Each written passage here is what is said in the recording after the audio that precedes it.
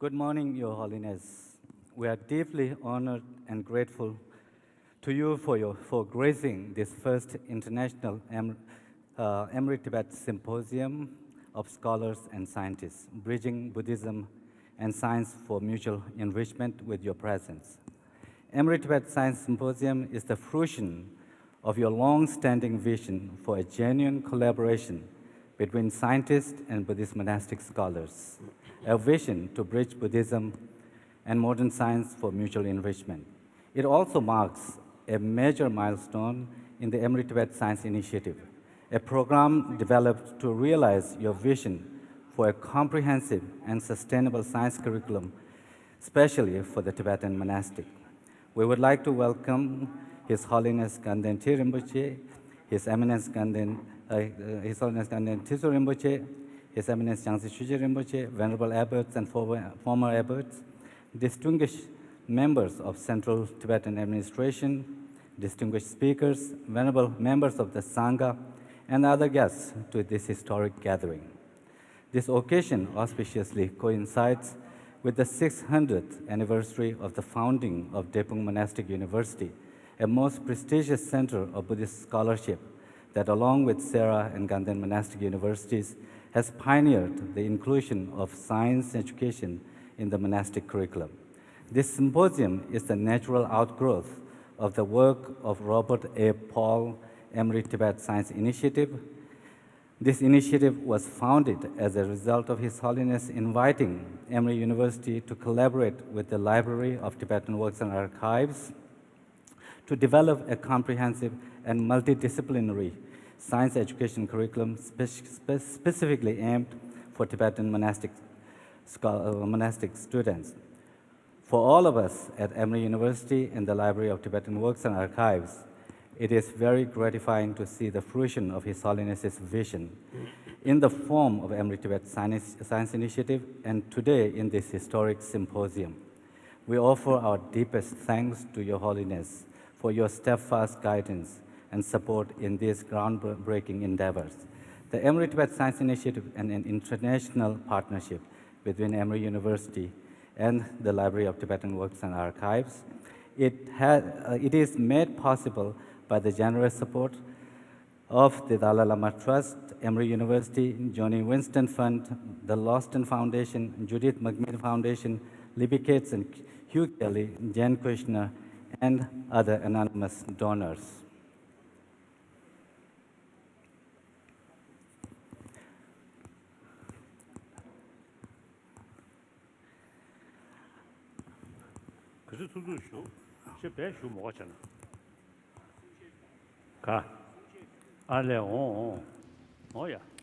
I would also like to acknowledge the kind generosity and efforts of many organizations and individuals. This begins with two sponsors, the Dalai Lama Trust and Emory University, along with their outstanding collaborators, Drepung Monastery, the Library of Tibetan Works and Archives.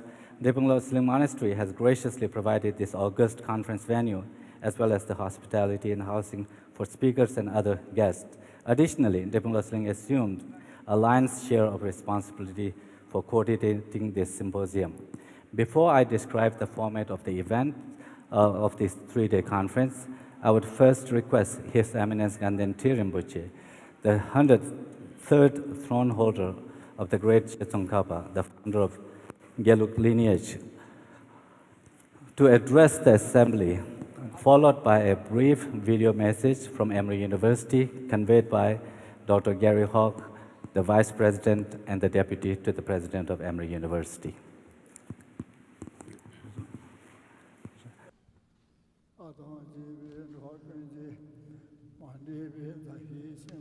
The great unsolicited friend of all beings, including humans and gods, Nobel Peace Laureate, the crown ornament of samsara and nirvana, the savior of humans and gods, the supreme protector, the Lord of lords, all-knowing and vast wisdom, to you I humbly pay my utmost respect by bowing down my body, speech, and mind in making limitless prostrations. With uncompromised trust, utmost admiration, and unfathomed delight, while tossing flowers of auspiciousness, I welcome you to the Emory-Tibet Symposium. bridging science and Buddhism for mutual enrichment. Despite being fully immersed and engaged in the well-being of sentient beings and the flourishing of Dharma, never granting oneself any respite from it, you still care to bless us with your presence, for which we are all immensely grateful. I also welcome all the solicited participants and invited guests to the symposium and pray to the Triple Gems for the success of the symposium and fulfillment of your benevolent expectations in braving difficulties and hardship to participate in this conference. Today's symposium of this nature and significance, in a way, marks the fruition of His Holiness the Dalai Lama's long-sustained efforts and hope. With great confidence and great openness, and of course with benevolent hopes, His Holiness has personally engaged with scientists from different disciplines over the past several decades. As a result of those conversations and dialogues, a new discipline in science called contemplative science has emerged on the scientific forum. A new attention has been drawn on the possible ways of incorporating the so far overlooked first personal account into the research findings of pertinent areas, and the world is heading towards the growing consensus towards that.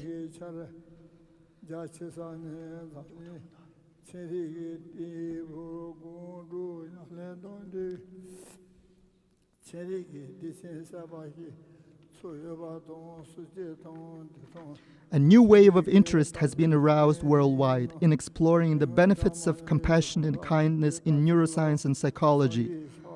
All these signify a major positive shift in the very way science is done and conceived. On the other hand, for the Buddhist scholars and students, these dialogues and initiatives have benefited them with the additional knowledge of scientific method, a deeper appreciation of quantum world, as well as the details of human anatomy and physiology, among others. From my own personal experience, as early as 1959, the Chinese Communist regime has begun denouncing Tibetan Buddhism as blind faith and backward, and made baseless criticisms to its basic doctrines. So for those who have obtained faith in the teachings of the Buddha through understanding, and who aspires to pass on this gift of Buddha's teachings, a genuine source of happiness and well-being to the future generations, I feel it is imperative that to equip themselves with both traditional and modern education and proceed with time by coming up with innovative means to preserve, promote, and serve the Dharma. In this regard, I see the introduction of science education very appropriate and timely. I take this opportunity in thanking everyone, both individuals and organizations, who have been either directly or indirectly involved in the different projects of bringing science education to the monastics. I request you to continue to extend your support in the future and invite you to be generous and open in your guidance and directions going forward. To the monastic students who have enrolled in these programs, I urge you to first obtain a well-informed understanding of the Buddhist teachings and live them in your day-to-day life, thus becoming a genuine 21st century Buddhist. Then on that foundation, bearing in mind its benefit and significance to the Dharma as well as to the well-being of the general masses, pursue the modern science studies with as much vigor and dedication. This will bring glory to the Dharma as well as sustain the blessings of it for the masses for a long time to come.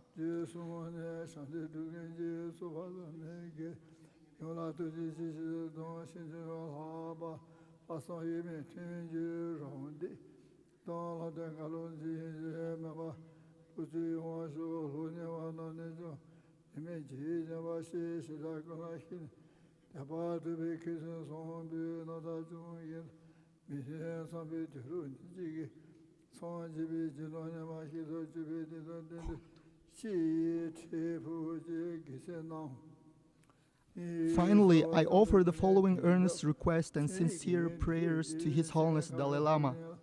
Although in definitive sense your Vajra body, speech and mind are beyond the reach of any obstacles and hindrances, however, for the sake of us ordinary beings, we urge you to kindly remain in our midst for long and good health, and continue to turn the wheel of Dharma of all three vehicles in accordance with our dispositions.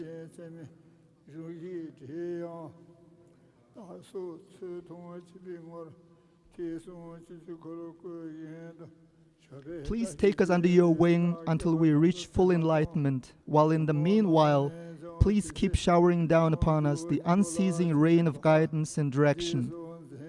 We offer the earnest and fervent prayer to you from the depth of our hearts.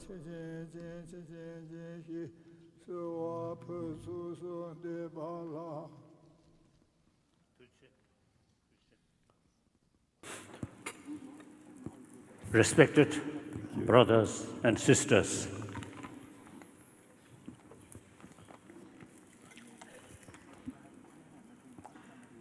I am very, very happy, indeed great honor, come to participate here. Timing this famous Drepung Monastery since established now 600 years.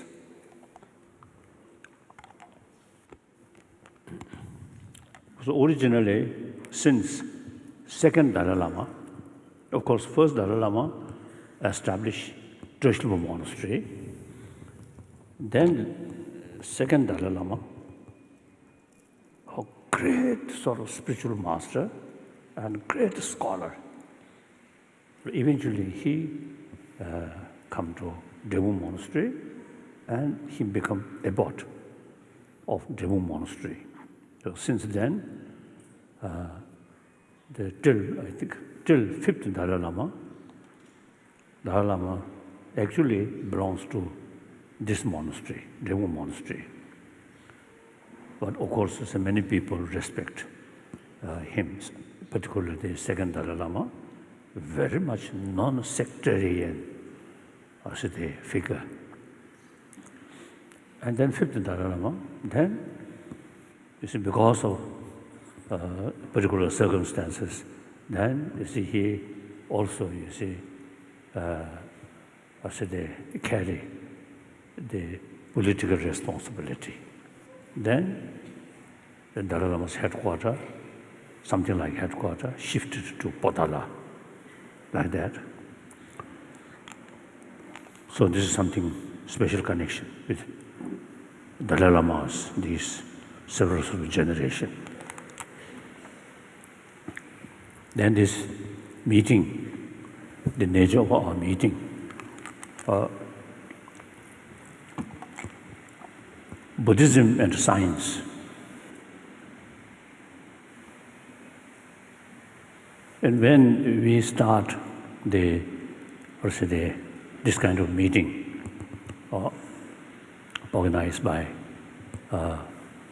Mind Life or city institution.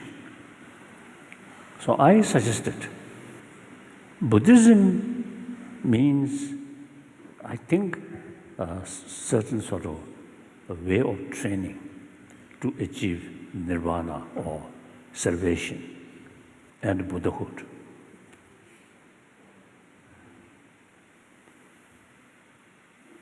So that's, I think, too vast. And also, you see, in the last more than 30 years, I have sort of serious discussion with modern scientists.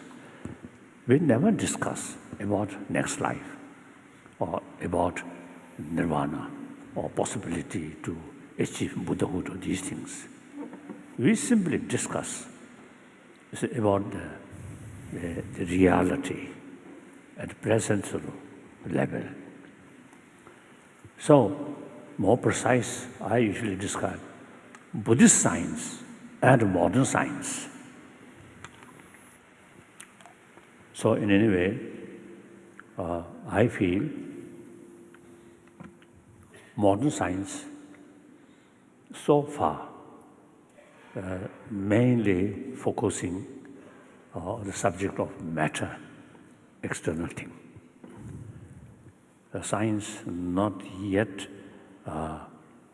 much pay attention about our inner world, our mind, our emotions, these things. Yet, now today's world, there are a lot of problems because of destructive emotion. And individually also, because of, say, too much sort of destructive emotion, very strong. The person himself or herself also a lot of sort of destructive sort of emotion, and eventually health also ruin. So therefore, now I think modern science, I think, should include about inner world, inner science, in order to create happy individual, happy family, happy society, finally happy humanity. Buddhism, one particular sort of spiritual tradition, it cannot cover entire 7 billion human beings. But science it can cover 7 billion human beings. So through sort of scientific way, to build a healthy mind, healthy physical, through that way, I think science can make significant contribution for a better world. I usually call that this 21st century should be a century of peace. And in order to achieve century of peace, the problem always there. Sort of source of conflict always there. Then, in spite of that, how to build peace century. Then, we must develop, I think, meaningful spirit of dialogue whenever we met some differences, different views, different interests, to as a meaningful dialogue. In order to create meaningful dialogue, we must have this sort of concept of respect other side. They're also part of humanity, our brothers, sisters. So their interest also part of the world's interest for world, humanity. So we must respect. Then this is some kind of compromise with reconciliation sort of attitude. So that's the way to build this century as a century of dialogue. So now science should pay more attention about these sort of inner value. In that respect, Buddhist science, so there are, I think, useful information about our emotion, about our mind.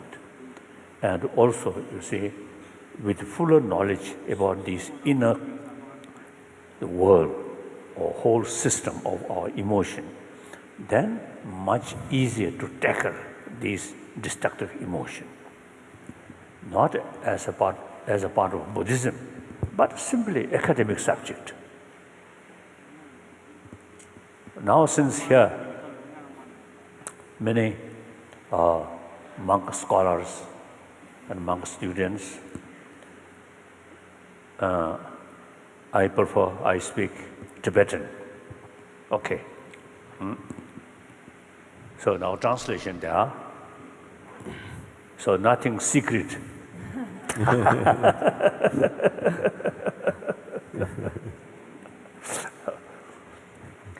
Yeah, that's really. So today, this special place and at special time, today we again had this opportunity to discuss with science, especially organized by Emory University.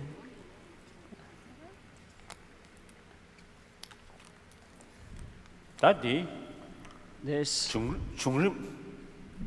the history of, I would like to say a brief history of this kind of program. Generally, when we talk about Buddhism, and the Buddha teaches, first round of teaching, he talks about Four Noble Truths, and he talks about what is the truth. And in Buddhism, it's not praying the Buddha. It's not like praying the Buddha and Buddha giving something to you. And Buddha, in fact, said that he won't be able to. He won't be able to transfer his powers to the students, and he won't be able to take away the negative karma of his students. He can only talk about the truth. So when we talk about truth, it's not only talking about the ultimate truth, but also about at the conversational level.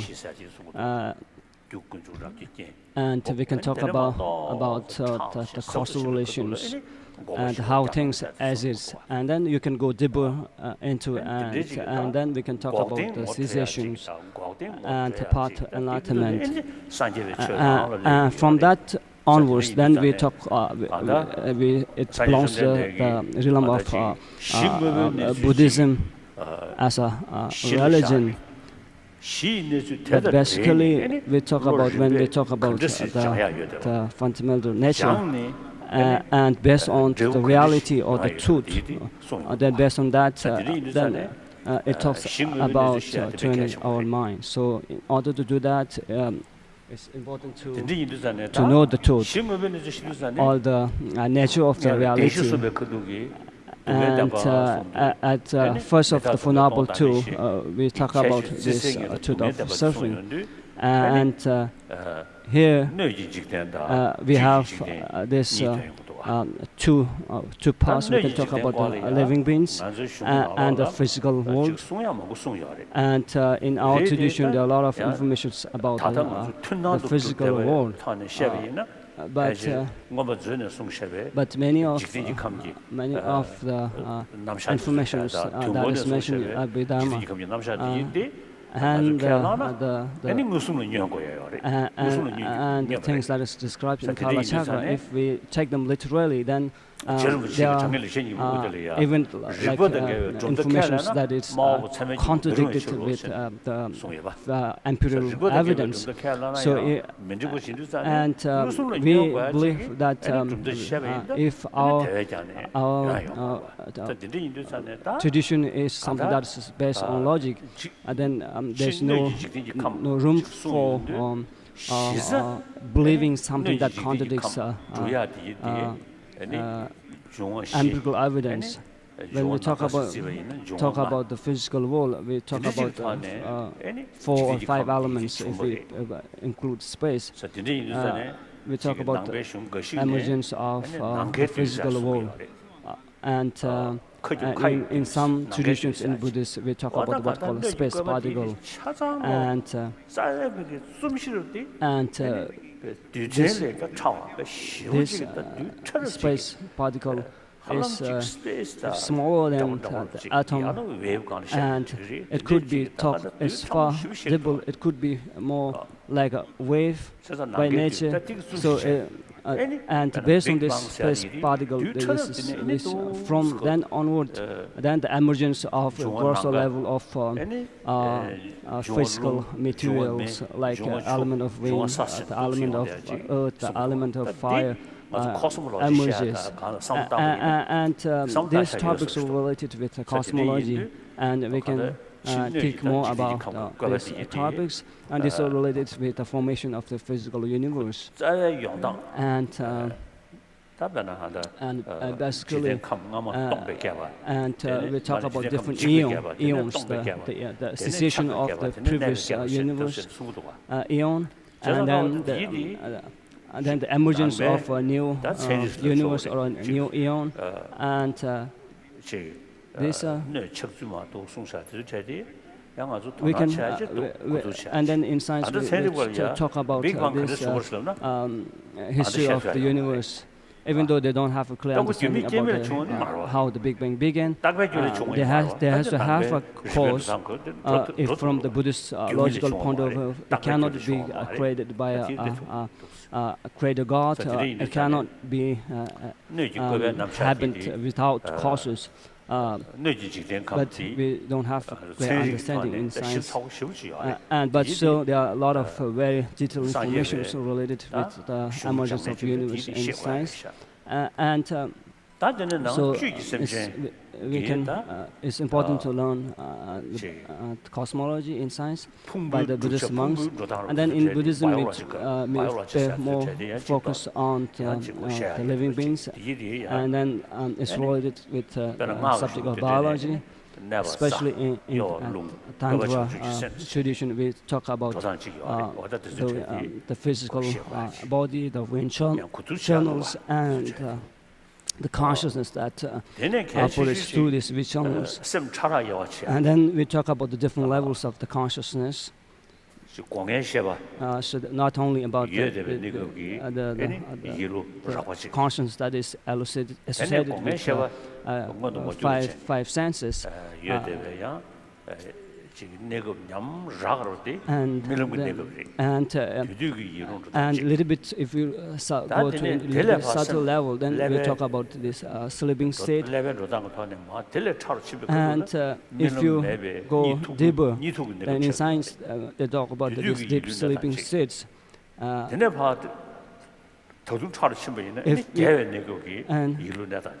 then if go deeper, and Buddhists, we can talk about this when you have this unconscious states. And also in Buddhist tradition, the subtlest, most kind of states you can have during the process of the death. And so in Buddhist tradition, after the death, or after the process of the death, even after the heart beating stops, and almost when there's no brain activities, the body can remain for a long time. That is something that's happening. That is a fact. So how this thing this nature can happen? We have to do analysis, the experiment. We have some scientists here. These days in Tibetan it's called Tugdam. After somebody died, the body will remain fresh for a very long period of time, and that's it we call Tugdam. So recently there are some people who stay in this state, and so now what kind of the mental state or state of consciousness in these situations we have to experiment. We have to understand. We have to try to understand, and then we can talk about why that situation can happen, and what are the causes of that kind of situation. So when we talk about the cause, we have to have a cause that is co-committed, or that can, for example, for our physical body, the substantial cause, we cannot have the first substantial cause, even during the Big Bang. The substantial cause of my body is there even during the Big Bang. So we cannot we won't be able to find the first source. The same way, even for the consciousness, we cannot have a substantial cause, beginning of a substantial cause. So whatever in Buddhism,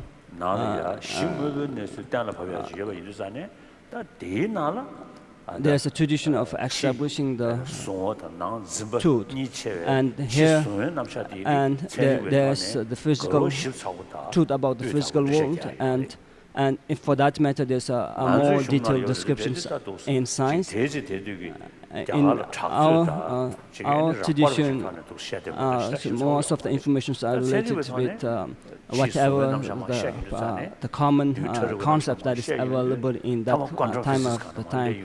Now in science, ultimately, when they talk about the physical world in quantum physics, that when they try to find the smallest particle, they come to a point where they were not able to find identity where they can pinpoint as the satellite. So even in Buddhist traditions, so especially the Manawala schools, when they try to negate the concept of existence of a physical reality outside there, the logics they use are very similar to the observations they made in modern physics.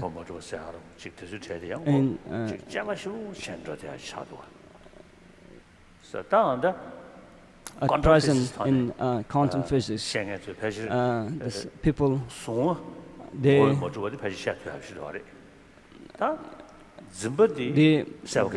non-existence of the physical matter is almost they can understand, but they may not much have understanding about the non-existence of the consciousness that operates on the physical phenomena.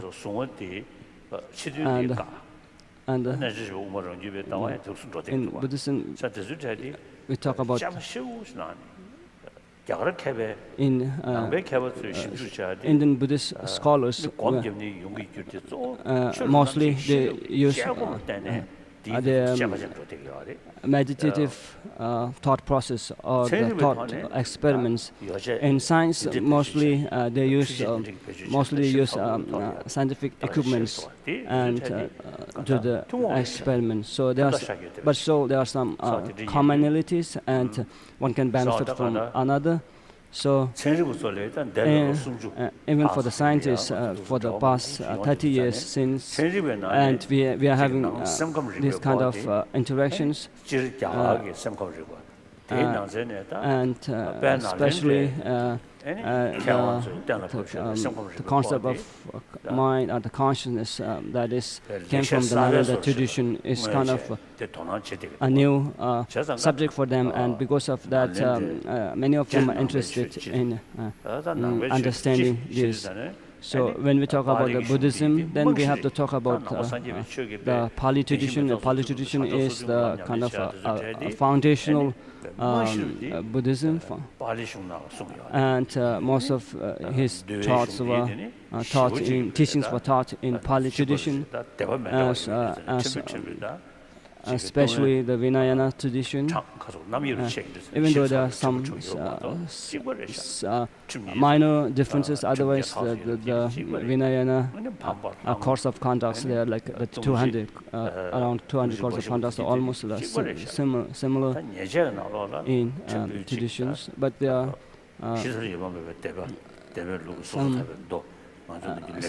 some differences between the Pali and the Sanskrit traditions that we have.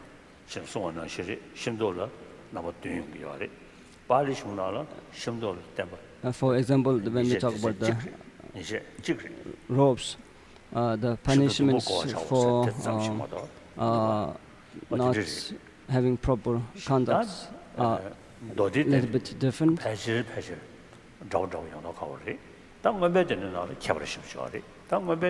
So in the differences mostly come in the subject of metaphysics, especially the concept of the no concept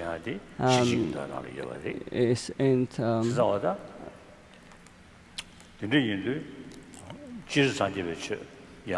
and generally the Buddhism in general, and especially the tradition that came from the Nalanda University, they pay a lot of emphasis on logic, and because of that, the quotation of the Buddha where they said, don't follow me because it's said by me, but you have to examine by yourself. So this quotation is very important in the text of entering the middle way, there are some special sutras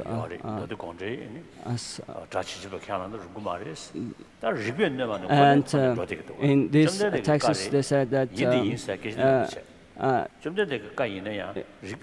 logic and empirical evidence is more important even than the quotation of the Buddha himself. Even if there's a quotation in the text that is said by Buddha himself, but if it contradicts the logic, then logic should have pay more. But then there are other parts where we have to take the little meanings of the Buddha's teaching himself. So even the teaching of the Buddha himself, we can have two parts. One where we can take the little meaning, and other we cannot take the little meaning.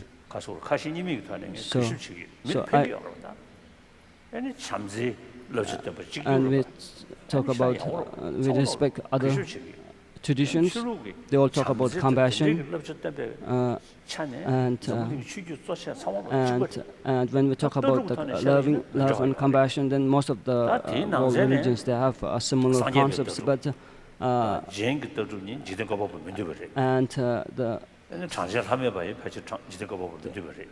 when we talk about the view, we can have different views. For example, the Jainism and the Buddhism, we don't believe in a creator God. And in Buddhism, I'm not sure if in Pali tradition they categorize Buddha's teaching into the interpretive or the definitive teachings. So in Buddhism in general, and especially the Nalanda tradition, and is based on reasoning, and you can use reasoning and logic to think about, and following this tradition we can have similar discussions with science and gain from their knowledge. When doing the scientists, the one thing that we lost is the concept of Mount Meru, because I don't believe in Mount Meru anymore. So since Dalai Lama don't believe in the concept of Mount Meru, please don't call me a nihilist. I don't think there's a contradiction when Buddha taught about the Four Noble Truths. And when we talk about the concepts related with this,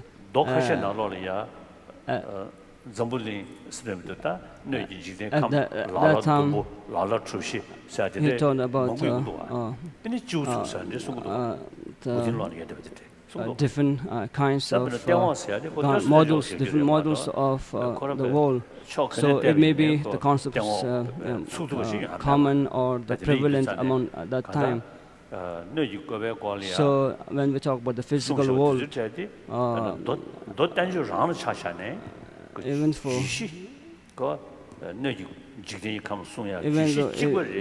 though the concept is about the physical world, there are different models. For example, there's a different description in Kala Chakra, and there's a different a concept in Sutra. So even though this came from the Buddha himself, so normally, like they should not have a contradictory between the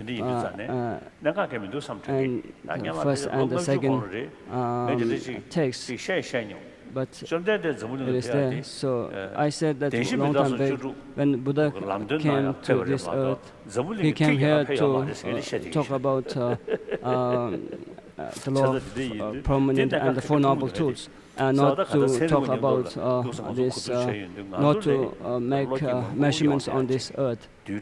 So, in quantum physics, when in our tradition, in science, the nature of the physical whole, they talk about almost like the impermanent nature of the physical. But when they talk about the impermanent nature of the consciousness, it's not bit clear. So we can complement each other in these traditions and can have measurable benefits from each other. So the main purpose of this kind of meeting, number one, enrich both sides, Buddhist science and modern science. The second purpose, when we sort of pay more attention about our inner peace, then in order to propagate within India, we use the word secular ethics. But international level, we use the word universal value. The secular in the West, say, because of French Revolution and the Bolshevik Revolution, sometimes secular means a little bit against religion, isn't it? Yes. Even some, they told me, the atheism and the secularism is some connection. So atheism means anti-God. So certainly, according to Indian understanding, secular means respect all religions and also respect a non-believer. I think that concept is very relevant to today's world. Today, out of 7 billion, over 1 billion non-believer. These also human brothers and sisters. They also, need some sort of understanding about the ultimate source of our inner peace. So, if we approach these people in order to promote the inner peace, explain according to religion, then they never sort of showing interest. So we must show or approach including non-believer, entire humanity on scientific basis of approach. Now scientists say, more inner peace, better health.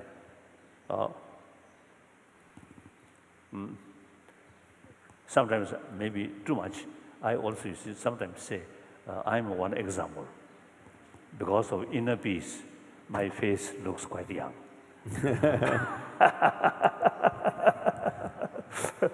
So in any way, I think many people, even if now some scientists sort of experiment or investigate people who practice seriously about compassion, about karuna or compassion, their brain, something little different. And their mind more stable. So this is now already some scientific sort of research shows like that. So not talking about next life, not talking about heaven or hell or nirvana. So therefore, in order to approach 7 billion human beings, we need inner peace. Ultimate basis of inner peace is more warm-heartedness. Now that, I think, on the basis of a scientific sort of finding, then we can approach to, I think, those non-believers.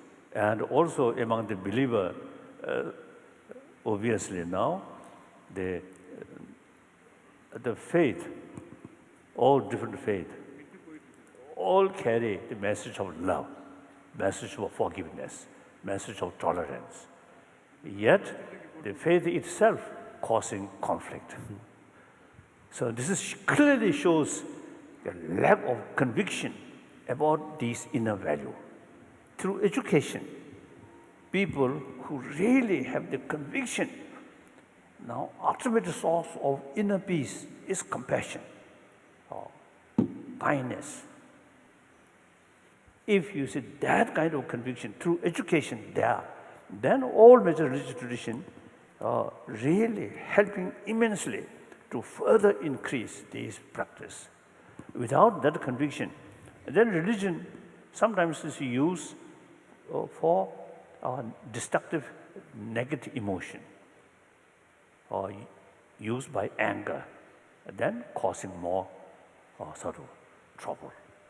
It's unthinkable. The religious faith itself now dividing humanity and create more hatred and finally more violence. Unthinkable.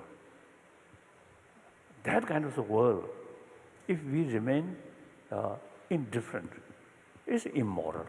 We have to think. We have to make effort. Our effort will not produce result next year or next decade, but we must start some serious work. Then my generation, including you,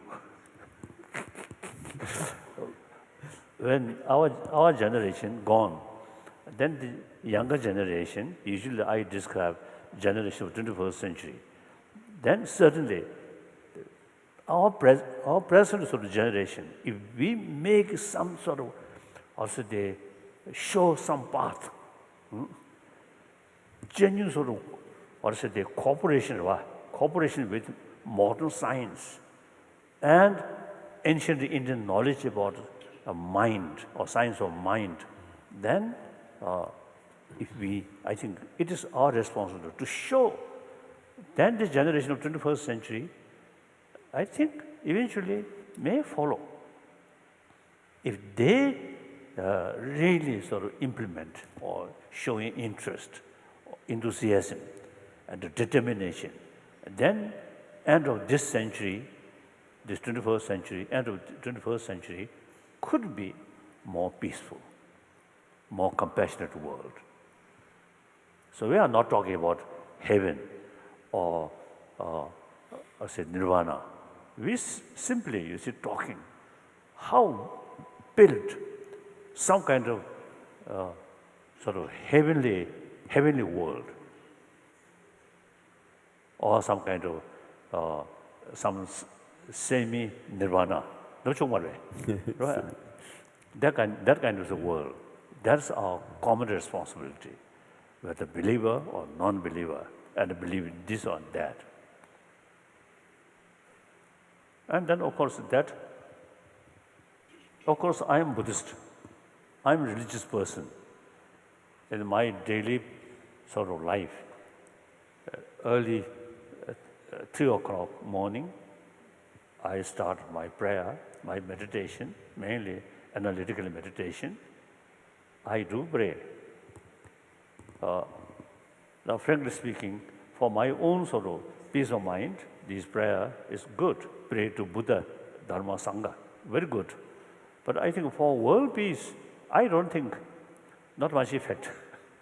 Pray to Buddha, Dharma, Sangha, pray to God, pray to Allah, I don't think. I think last, 2,000 years, I think different part of the world, you see people pray. But seems the world, more trouble. So that conclusion is, logically, who created this trouble? We human beings, not other animal, not Buddha, or not Jesus Christ, or not sort of the Muhammad. We created. So logically, we have the responsibility to reduce this problem, to create better world, happier world. Through prayer, now I think, frankly speaking, fail to bring that kind of world. So now time comes, we should take full responsibility. For that, we should have vision and enthusiasm, self-confidence. So that is one purpose of our meeting. Like that. That's all.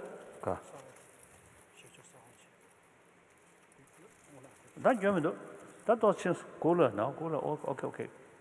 Okay, Desha. So that's all.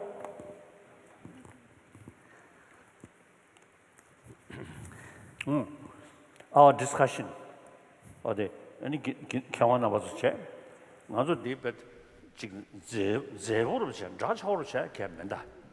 Not formality.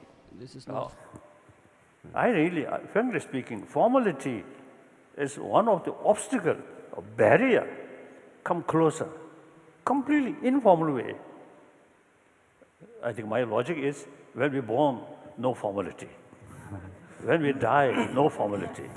These two things, most important part.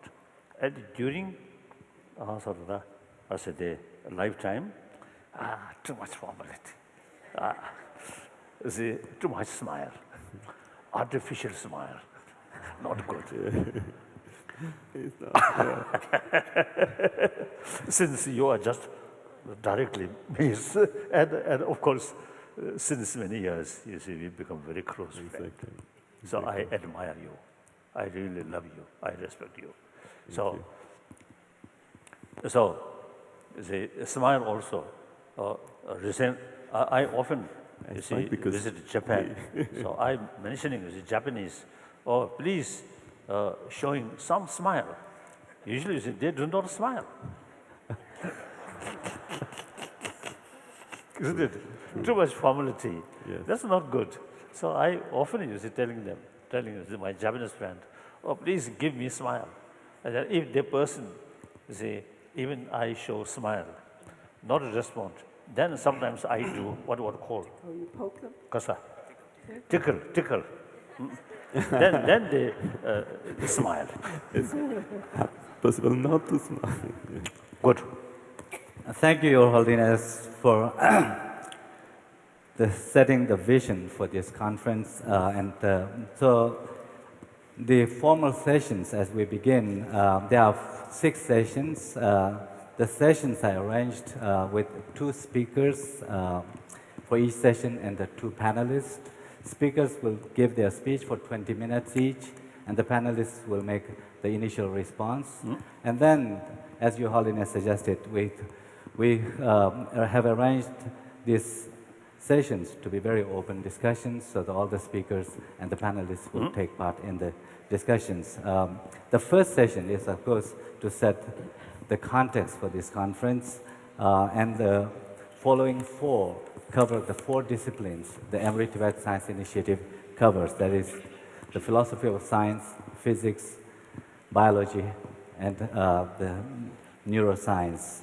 And the 6th and final session will be about the application arising from this kind of dialogues, and that is the education of the heart, with what His Holiness also refers to the secular ethics in education. Before we invite the first speaker to present, we have 2 brief video presentations. First one, a message from Emory University by Dr. Gary Hawk. And the second one is a presentation by Dr. Robert A. Paul, who is the co-founder of Emory-Tibet Partnership. He has presented his presentation by video. He was going to come, but because of health reasons, he could not be here. So we will present that through the video. First, please have the Robert A. Paul's, Gary Hawk, yes.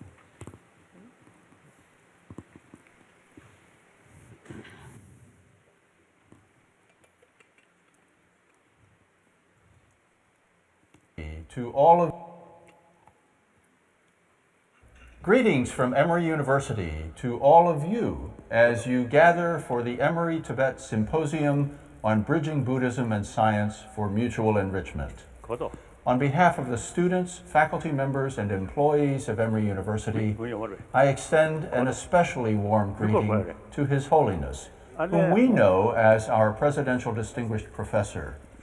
You have been our teacher about Tibetan culture, our guide into Buddhist knowledge, and our advocate for developing an ethic of compassion.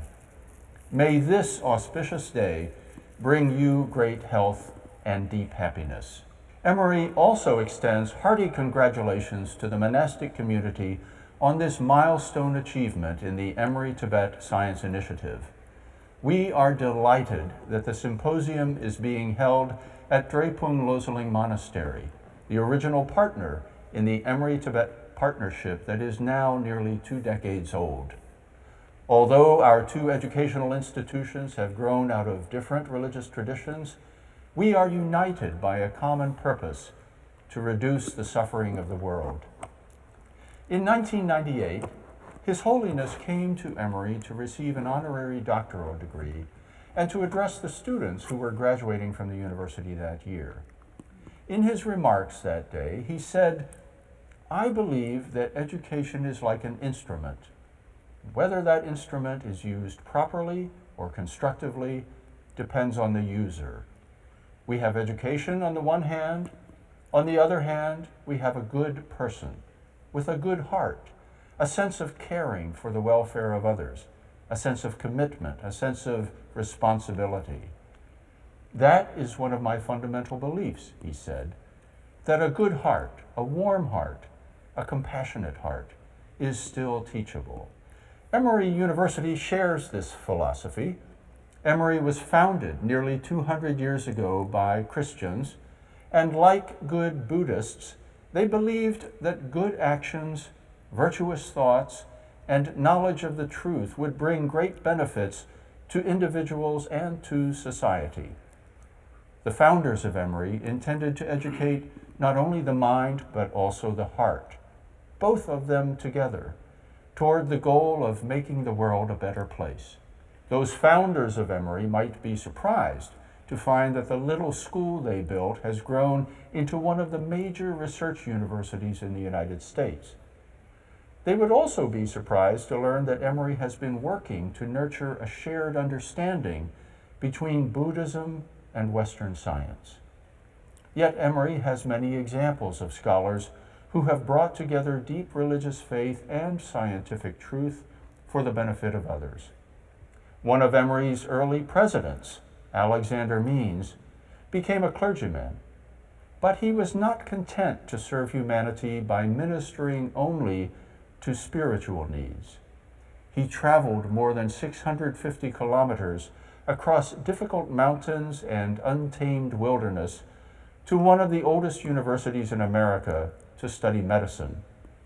For the rest of his life, he was both a man of strong spiritual faith and one of the leading scientists in the southern part of the United States. So there is precedent for the intellectual adventure we have undertaken together through the Emory-Tibet Science Initiative. To those of you gathered for this symposium, I offer thanks from Emory for your willingness to explore this path.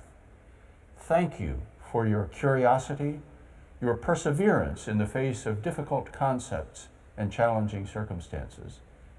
Thank you for your creativity in asking questions that open new insights for your teachers as well as for yourselves. May your time together be spiritually nourishing and intellectually stimulating. Tashi Dalek. And now, Your Holiness, Dr. Robert A. Paul's presentation via video. Good morning. I am Robert Paul, a professor at Emory University and formerly Dean of the College of Arts and Sciences there. With the support of the university and the collaboration of many colleagues at Emory and in India, and the blessing of His Holiness the Dalai Lama, I helped initiate the Emory-Tibet Partnership, of which the Emory-Tibet Science Initiative is one component part. On behalf of Emory University and the Emory-Tibet Partnership, it is indeed an honor to address you on this auspicious occasion, in recognition of the Emory-Tibet Science Initiative and the celebration of the 600th anniversary of the founding of Drepung Monastery. I want to offer my greetings and respects, first of all, to His Holiness, whose wisdom and generosity have guided this endeavor, among many others, that aim to bring together the achievements of Western science with the unique and precious heritage of the great tradition of Tibetan Buddhist thought and practice. I also offer special thanks and appreciation for those in attendance here, Tibetan and American alike, who have made the Emory-Tibet Science Project the successful enterprise that it has become. The monastic pupils who have studied science at Emory and in India, and the Emory faculty members who have enthusiastically taught them, are creating an important new synthesis of knowledge.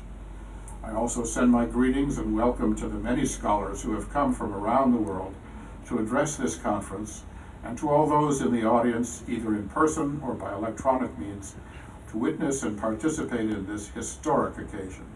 I regret that I cannot be at Drepung in person, but I'm happy to participate via video. The theme of my remarks today is that of the axial age, and whether our present historical moment might be understood as a reigniting of the flame of creativity that characterized the first axial age. I follow a number of important contemporary thinkers, such as the great scholar of comparative religion, Karen Armstrong, who have offered the hope that we may indeed be living in a time that is ripe for a new axial age, or perhaps a reawakening of the first one. The term axial age, coined by the philosopher Karl Jaspers in 1949, refers to that remarkable moment in world history in the middle of the first millennium before the Common Era, that is, around the year 500 BCE, when many of the greatest philosophers and religious teachers flourished simultaneously, apparently without knowing at the time of each other's existence. This was the time when Gautama Buddha first turned the wheel of the law, when Socrates, Plato, and Aristotle philosophized in Greece, Confucius and Mencius made their great contributions to Chinese thought, and the prophets of ancient Israel compiled what is now the Hebrew Bible. It is within the arenas of subsequent thought established by these titanic seminal figures that the vast majority of people on earth continue to live to this day. In this sense, that axial age has set the intellectual, religious, and ethical agenda for much of the world for the past 2,500 years.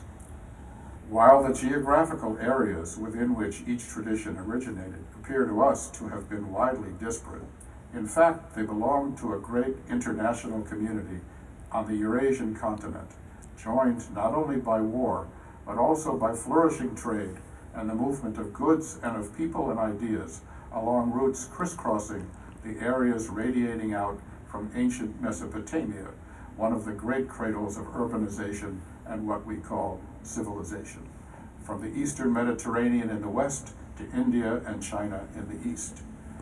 Just at that time, too, another larger-than-life historical figure arose, Cyrus II, known as Cyrus the Great, not only for his conquests, but also for his generosity, tolerance, and greatness of spirit. He created the first Persian Empire, the greatest geopolitical state that had yet been seen on earth. On its western edge were the Greek city-states, including those in Anatolia, now Turkey, in which the first stirrings of Greek philosophy arose, while on its eastern border was the Indus Valley. The vast expanse between these two regions was now unified into a single polity. Though we have frustratingly few historical records from that period in Iranian history, we can surmise that this development solidified connections among far-flung peoples that already existed at that time as trade routes, particularly between Greece and India, with Persia playing the role of mediator and culture broker between them. This Persian Empire, which lasted a couple of centuries, was followed by the equally extensive Hellenistic Empire of Alexander the Great, during which a great Greco-Buddhist culture flourished in Gandhara, where the two cultures, Greek and Indian, actually met and left a heritage of great artistic achievements. Later, the Roman, Arab, and Central Asian empires, in successive waves, continued to unite this entire area. The famous Silk Road became the main highway along which east-west contact flowed. Great centers of culture, art, and learning sprang up in Central Asia, which served as the vital link between the eastern part of Europe and the South Asian subcontinent. From our limited vantage of the West, this unified state of the Eurasian world seems to have crumbled with the fall of Rome in the 5th century CE, which was followed by what are called the Dark Ages. But we tend to neglect the fact that Rome and its empire had by that time long split into two halves, and the eastern half continued to flourish for another 1,000 years as the Byzantine Empire, which had Europe on its western flank and the various peoples of the Middle East and Central Asia to its east. When it fell to the Turks in 1452, the conquering Ottomans continued to play the role of intermediary between the world of Iran and India farther east and the eastern part of Europe. The Renaissance in Europe, in no small part, owed some of its success to the effects of the trade and cultural influence that flowed in between wars between the Ottomans and the Venetian and Genoese maritime city-states of Italy. That tolerant spirit did not, however, fare equally well in Western Europe, where Christianity, having been adopted as the official religion of the Roman Empire under the Emperor Constantine, became the only accepted faith. Jews were subjected to persecution in their European settlements, while crusades were launched in a continuous series of confrontations with the Islamic world. But it was this world that asserted itself to become the dominating force of Eurasia and indeed of world history following the end of the reign of the last great Central Asian conqueror, Tamerlane. The European sea voyages of exploration and colonization that began in the 15th century, spurred by competition for mercantile success and the pursuit of riches, enabled the nations of the far western edge of the Eurasian continent, Portugal, Spain, England, France, and the Netherlands, to emerge as the major world powers. From their locations on the Atlantic, they could sail around Africa to India. So the great cities and institutions of Inner Asia were bypassed and languished. It was then that the impression arose that the West and the East were two entirely separate worlds that had never met and would never meet. In the meanwhile, the two cultural traditions that had been separated by the fall of the Central Asian bridge between them went off in different intellectual directions. In Asia, including in Buddhist Asia, the original spirit of amalgamation of religion, philosophy, and technology remained in place. But during the age of exploration and the concomitant period called the Enlightenment in Europe, thought focused more and more on technology and the science and mathematics that undergirded it, separating itself from its connections with religious or philosophical speculation and moving forward hand in hand with commercial and practical interests fueled by the vast enterprise of colonialism and imperialism. After the philosophical division of mind from body inaugurated by René Descartes in the 17th century, Western scientific pursuits limited themselves to the physical material world, with physics leading the way. The inner life was not considered to be amenable to study, and the question of ethics and the pursuit of happiness were left to the circumscribed realm of religion.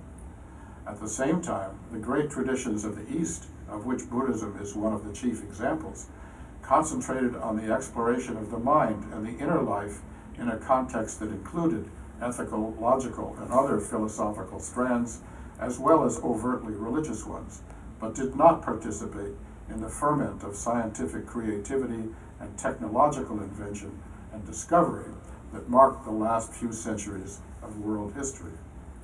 In our contemporary time, however, as the age of colonialism and sea travel has been supplanted not only by convenient air travel, but by the revolution in electronic communication, the stage is set for a possible reuniting of what had been sundered. Once again, we live in an interconnected community, now encompassing not just Eurasia, but the entire globe.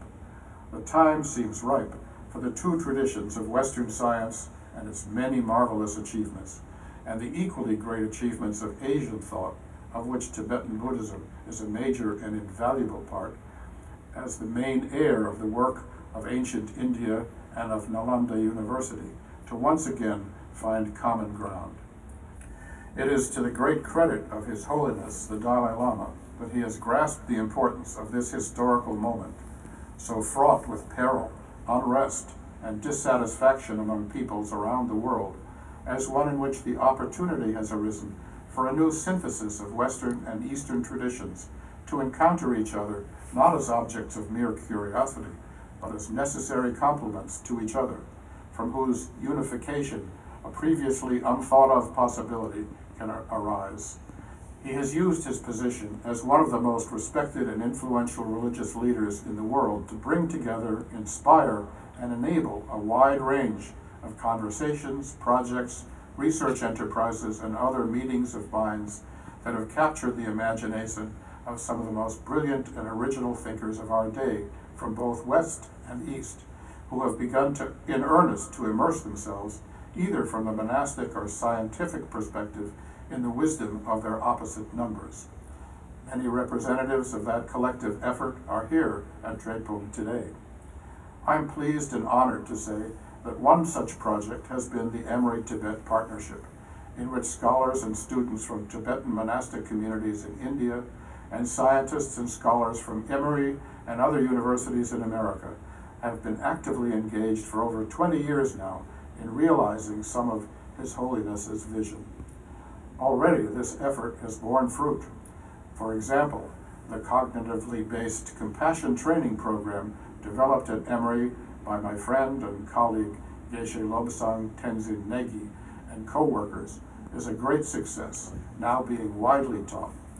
The integration of Western and Tibetan medicine through experiment and cross-fertilization has made significant advances, and now Emory-trained Tibetan scientists are teaching Western science to Tibetan monastics, while their Western scientist mentors are exploring Tibetan knowledge and practices and incorporating them into their own thinking and practice. We live in a time when the forces of nationalism, authoritarianism, and fanaticism threaten us all. It is a time when the certainties of old worldviews have fallen and little has been found to replace them. The universe that modern Western science has given us is one we understand well and can predict and control through mathematical models. But at the same time, it has left us living in an apparently cold and meaningless void, one in which the pursuit of human happiness and the pursuit of a meaningful life seem ever more elusive to more and more people. Even the certainties of science have fallen away as well.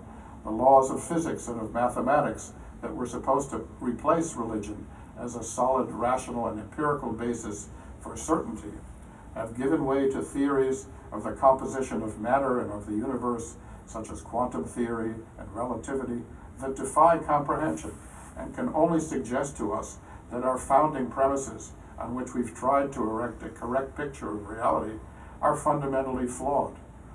The world now appears to us more compatible with the doctrines of impermanence, interdependency, and the lack of absolute essence that the Buddhists call emptiness than we Westerners had once thought.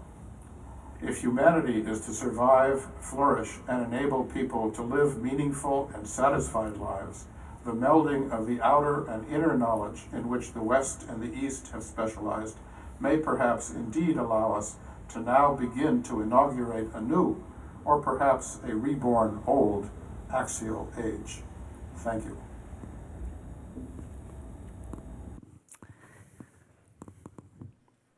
And now I would like to invite Professor Michel Pitbull from the French National Center for Scientific Research, who will present on philosophy as a bridge between Buddhism and science.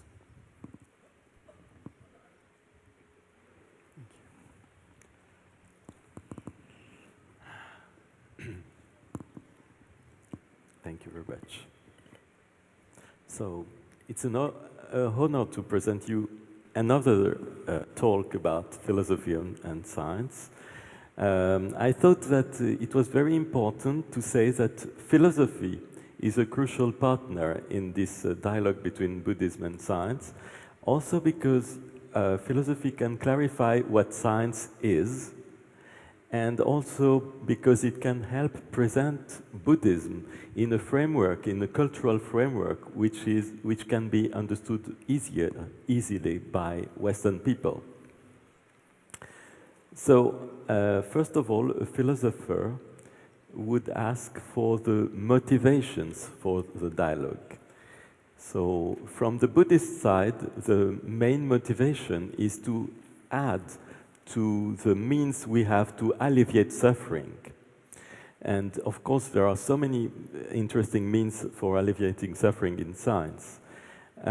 Also, Buddhism has the interest to confront the view of modernity to see whether it's compatible with it or not. And also, it acquires a new element of knowledge about the world, which is very important in Buddhism. Knowledge is the mean also for liberation. In science, of course, there are little motivations and broad motivations. The little motivation for some scientists is to study the brain of some subjects who have stable mental states. So it can help to improve our knowledge of the functions of some parts of the brain or some dynamics of the brain. But you know, other scientists are very lucid, and they know that there are blind spots, there are lacunae in scientific worldview, and they think that this blind spot can be compensated by knowledge of Buddhism. The main blind spot of the scientific worldview is certainly its neglect of the subject who sees the object. It's so concentrated onto the objects that it ignores that there is also behind a knower. Not really ignores, but at least neglects, says it's unimportant. So Francisco Varela, who was one of these very important and very clear-sighted scientists, said that discovering Buddhism would be a second renaissance in the cultural history of the West. In the same way as, you know, the Renaissance was the discovery of texts from ancient Greece, and it completely opened up the whole field of ideas in the West. In the same way, understanding Buddhism would be a way to completely open up our way of understanding the world. So the dialogue is made possible because there are some similarities between Buddhism and science. The main similarity, you have said that before, is that both disciplines remain very faithful to empirical data, and they use reasoning to infer some sound conclusions from these empirical data. So this is a common point. But there are also differences, important differences that should not be forgotten. So one difference is that Buddhism really seeks cessation of suffering by uprooting its existential root. Whereas science, I don't know what's going on with that, but okay. Science is trying to fight symptoms and physical causes of suffering. But it completely ignores the existential root of suffering, which is likely to be impermanence. It just, you know, science cannot suppress time, cannot suppress impermanence, so there is still this source of suffering. Yes, should I? Yeah, maybe I go on. So the second difference between Buddhism and science is it's that the empirical data of Buddhism are essentially experience, lived experience. Whereas as you said, in science, it's experiments, instruments, and observation of the results of the outcomes of these instruments. Another very important difference is that in order to go to liberation in Buddhism, you have to suspend general concepts and not to project them onto what is experienced, and to stick to experienced particulars. Whereas in science, you seek mathematical universals and general concepts. And this is considered as the deepest knowledge in science. These differences, if they are ignored, they can create a bias in the dialogue. In some conferences I've attended of a dialogue between Buddhism and science, I've seen that scientists sometimes have a sort of low view of Buddhism. For instance, they see meditation as just an object for neuroscience. They see Buddhist contemplative life in a Western agenda of efficiency, namely, how does it work? What is the mechanism of meditation? And what is its use? How can it be used in order, for instance, to improve everyday life, to improve business, to improve many other things of this kind? So it's really a bias, I think. It has also the idea that, you know, science is very overvalued. Science is overvalued in the cultural framework of the West as true knowledge, revelation of intrinsic features of nature. And then these same scientists who think that say, okay, in this framework, Buddhism would be seen only as a sort of dispositive of neural fitness.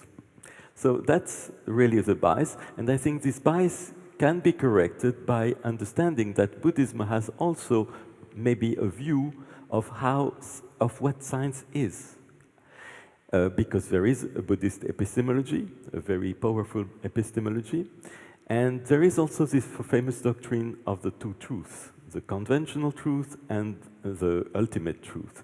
And according to that, science would be classified as a part of the conventional truth, even though it's extraordinarily efficient, even though its practical outcome is remarkable, still it doesn't reach, you know, the deepest ultimate kind of truth, because it only uses general concepts and universal laws.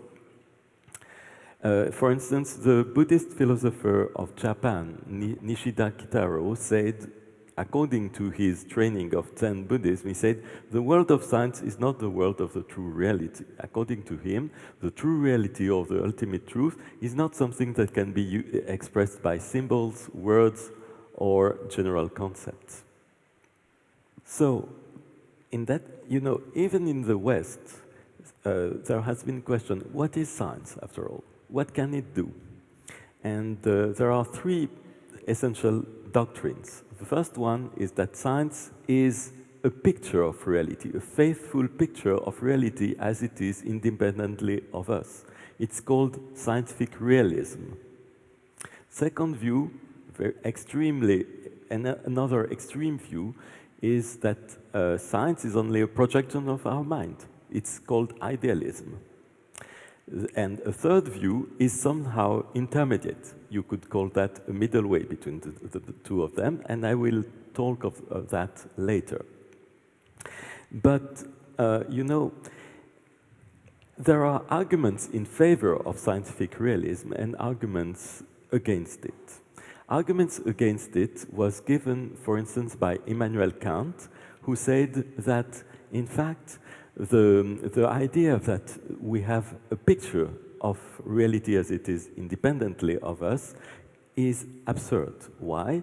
Because in order to know the correspondence between our picture and the object, we have to know the object. But knowing the object is a representation of object. So representation of object is compared with representation of object, which is circular. The same for Popper, Karl Popper. A philosopher of science said, be careful because we can never verify scientific propositions. We just submit them to possible refutation. And therefore, we are never certain of them. He said, our science is not knowledge. It can never claim to have attained the truth. So be careful of that. But on the other hand, there is a very powerful argument in favor of scientific realism. It was given by Hilary Putnam. This argument is the famous miracle argument. It says, if science were not somehow a good picture of reality out there, it would not be so efficient. It would not have this success.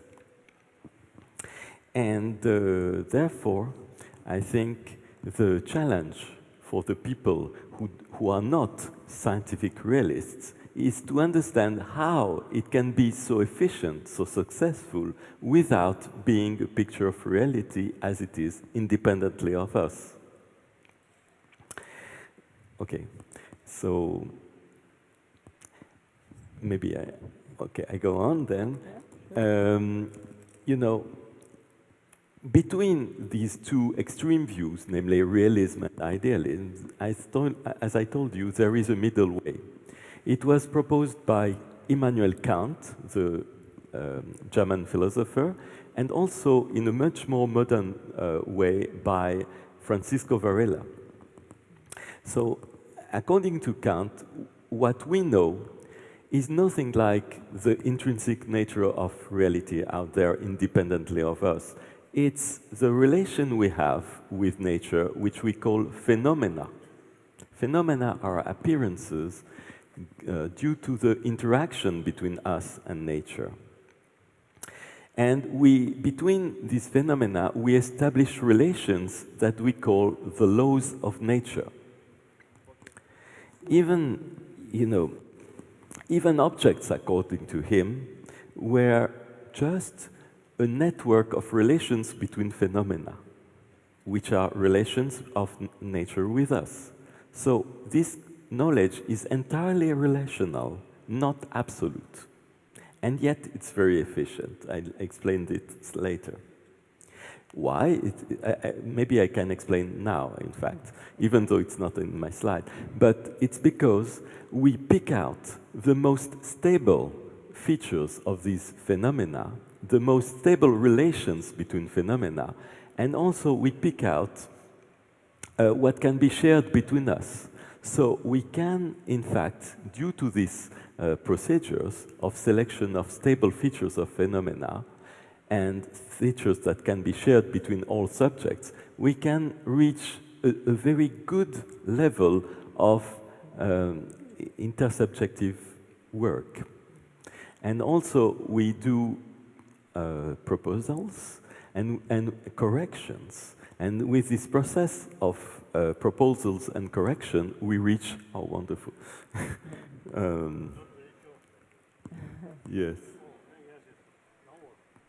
It works, yes. Yes, so we reached this one. Varela was in fact, had a very similar position with respect to Kant.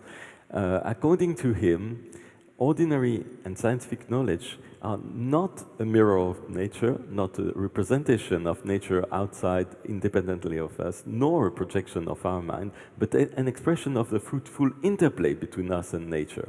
So he entirely agreed with Kant on this point, and therefore he thought that knowledge can be seen as a process of dependent arising of the knower and the known, something like pratitya samutpada. Okay, a good example of that is quantum mechanics. Here is a theory which is amazingly efficient, and yet no one has completely agreed about what kind of picture it gives us of nature. Pictures of nature as given by quantum mechanics are usually thought of as paradoxical, and therefore people are there is a lot of disagreement between them about that. Yet, if you take that as Bohr prescribed as just a mathematical symbolism able to predict the values of observables, which are relations between our apparatuses and nature, then we have an amazingly powerful way to predict phenomena and to manipulate phenomena for technological ends. Even the objects of quantum mechanics, namely particles, are not thought of as things that exist in the absolute out there independently of us. There are physicists who said beautifully that particles have the mode of existence of a rainbow. namely not a thing that can be catched, but a relation between drops of water, light of the sun, and us, observers. So you have here an example, a beautiful example of a conventional, practical way of knowledge, yet highly successful. So it's possible. It's possible that this kind of knowledge is at the same time conventional and very successful. Here I skip this one because it would be too long. I give you another example of the limits of science, I think, in certain questions. It's, you know, many people think that consciousness must have emerged at a certain point of biological evolution in certain living beings. And therefore the question is, when did consciousness arise during the evolution of living beings? The problem also is that according to the definition you give of consciousness, you find completely different answers to that question of the time of appearance of consciousness in the evolution. If you think of consciousness as reflection of... Are you cold? No problem. Yes, I'm rather very hot because I'm speaking to you. So, reflection. So if you think of consciousness as reflection about the unified self, then this is a very elaborate definition of consciousness, and most scientists think that this kind of consciousness only appeared with human beings. Another definition of consciousness is that it's a reflection about experienced events. For instance, reflection about pain or pleasure. In that case, many scientists think that mammals and birds can be conscious in this sense. Then you can have a much lower definition of consciousness, just concern, attraction towards food and repulsion towards threat. And according to Francisco Varela, from that point of view, even bacteria can be conscious because they have at least this attraction and repulsion. But now, what about pure experience? What about what you would call the luminous quality of consciousness, the mirror-like feature of consciousness? On this point, there is absolutely no clue in science to be expected. And the reason is easy to understand. Why?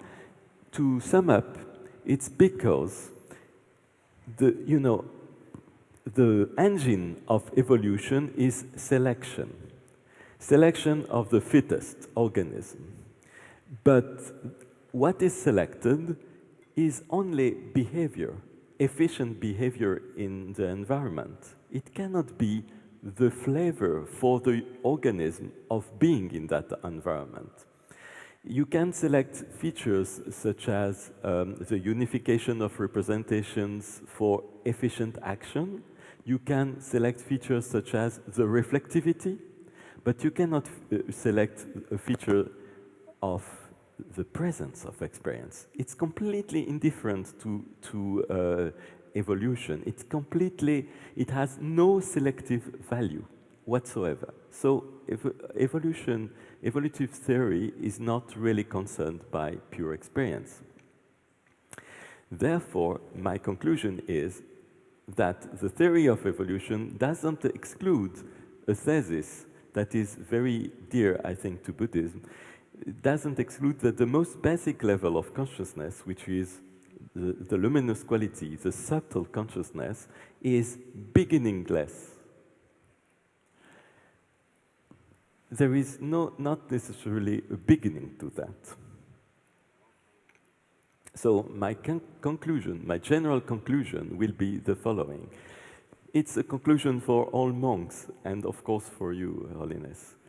Don't be impressed by the global worldviews associated with science, such as naturalism, materialism, neurobiological reductionism, and so on. because I think they are essentially naive expressions of Western prejudice. Instead, follow what Einstein said, namely, heed what scientists do, not what they say about what they do. Heed, for instance, the fact that scientists are very careful about picking data, empirical data, and very careful about preparing their apparatus.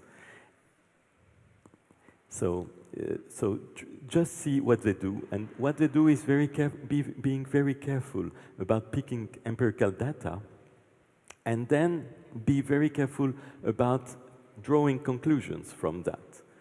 But don't pay too much attention to the general worldview that they use, because they are just guides for them. They are motivations. They are not much more than that.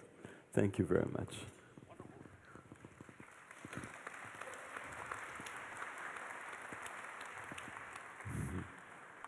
And thank you very much, Professor Pitbull. And now Dr. Carol Wortman will present. Thank you. Carol Wortman is one of the faculty leaders for Emory-Tibet Science Initiative, and she will present Learning from Difference, Dialogues of Buddhism and Science in the Emory-Tibet Science Initiative. The purpose of this presentation is to build on what Professor Pitbull has said in terms of how we might bridge between Buddhism and science. Bring you up to date on how the ETSI has started doing that, and to share some of the insights that we have gained in the process.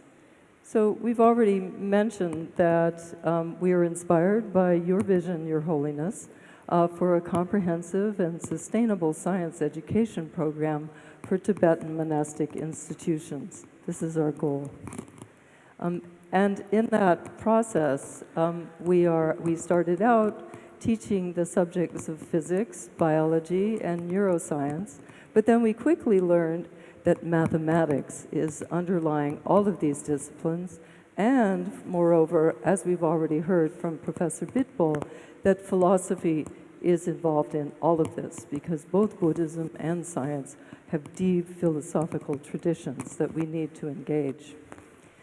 So this process has been in 3 stages so far, starting with planning in 2006-07, going into development. That was the pilot phase in which many of the monastics who are sitting here now participated.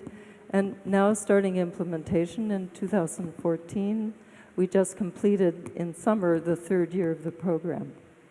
So for this enterprise, we've developed a variety of materials for teaching and learning. This includes primers and textbooks, like the one I'm showing you here, online lectures that anyone can watch, and activities that can engage students with the basic principles and insights that can be gained through science. So one of the things that is absolutely central to this whole project is translation. Superficially, it would seem that this is because Tibetan and English is the dominant language for science, obviously are different languages, and Tibetan did not have a lexicon in science. But on another level, as I'll discuss, this requires us to engage in deep conversation about the concepts, the actual terms in fields such as physics. So when we try to define what a particle is and translate that into Tibetan, it requires real clarity about what we're talking about.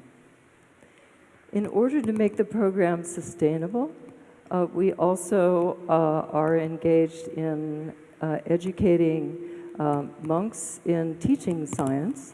And so as you've already heard from Dr. Hauk, we've had 2 cohorts of monks who have studied science at Emory University, and a 3rd one that they're now. And these monks are returning to their monasteries and becoming science leaders, teaching science in year-round classes along with lay teachers, so that there is a full integration of science education in the monastic curriculum. This is just showing you in our summer intensives the numbers of students. Each year a new cohort is entered. So we, in 2014, that's the first cohort at each of the 3 participating sites, Drepung, Sera, Gaden. Then numbers go up every year as new cohorts enter.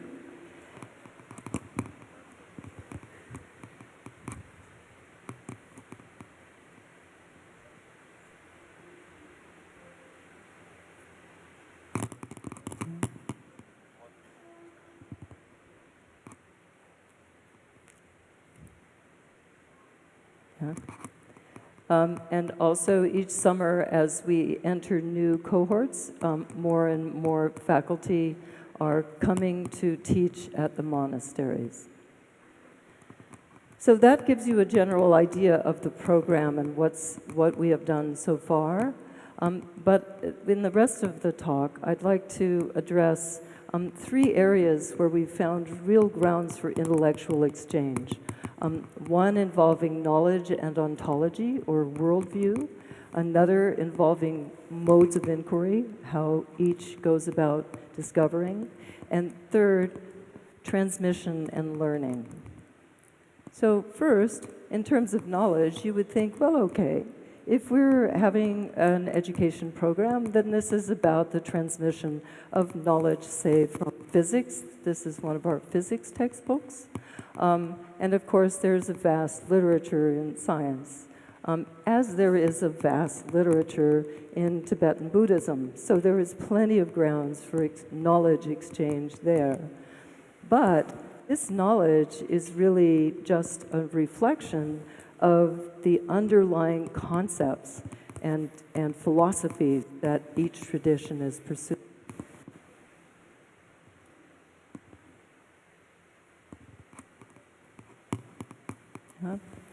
So, for example, in each of the talks over the next days, we'll be looking at these issues. So, as has already been mentioned, for physics, matter is a big concern. What is it, or what is it not? Similarly, for biology, a core concept is life, and a big question is, how does life come from non-life? That could be in 2 dimensions. One is, what are the origins of life? How did it appear? Another is, how does new life come? How does reproduction happen? And our speakers will talk about that. And we've already heard about the complexities for defining a concept like consciousness or sentience. For neuroscience, a big question is, where does it come from? What does it represent? And then, of course, for philosophy, a core concept is knowledge. What is it? How can we really know? So these core concepts are something that we will be working on then over our coming years. I want to use an illustration. Is that okay? Shall I use it? So as illustration, we're going to show you a movie that we use every year for the incoming students to help us sharpen our thoughts about the difficulties that both they and we as neuroscientists encounter in defining something like sentience. The reason that we chose sentience is because we had read that Buddhists are motivated to help all sentient beings. So our question as scientists was, well, what do you mean by sentience? And so we show students a movie that is taken in a drop of liquid under the microscope. And we ask students to look at the movie and say, are these moving objects sentient? Do you see anything sentient here? And if so, which ones? So I'm going to show the movie now. And please pay attention, everyone, and see if you see any sentient.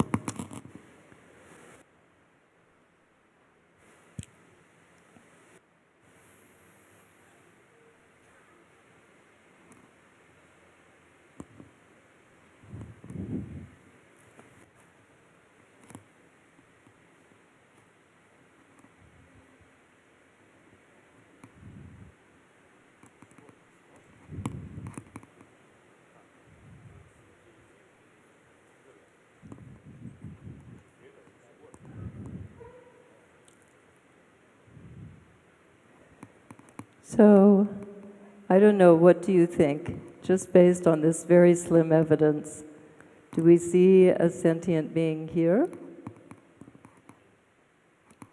Many students say that they think that the moving cell is a sentient being because they see intentionality, that is chasing the small black objects, right? So if we rerun that, they say, oh, this moving cell has intention, it has motivation, it's chasing the little black one. And then they disagree about whether the little black one has intention or not. But everyone is surprised when they find out what these are. So the moving cell is a white blood cell in your body. And its job, its purpose, is to clean up bacteria. So that's what it's doing. It's cleaning up the little black dots, which are bacteria. So as we've already heard from Professor Bitbol, it's not clear to neuroscientists whether this would count as sentience. We would say not, because it's a cell within a body. But then the monks themselves say they're not so sure if they would count this as sentient as well. So part of this discussion then is if we are translating sentience, or namshe, or sem, and consciousness, it really forces us to think about what are our constructs and what do we mean.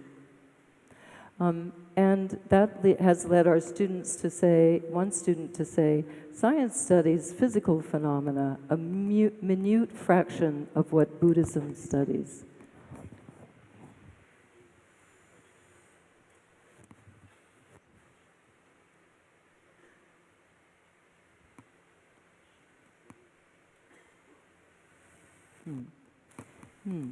Because of being the focus on the physical. The second grounds for exchange are the different modes of inquiry that are used in science and in Buddhism. And we will hear more about the scientific method in a little while from the philosophy of science people. But essentially, it's a process that varies by the discipline and by what is being investigated.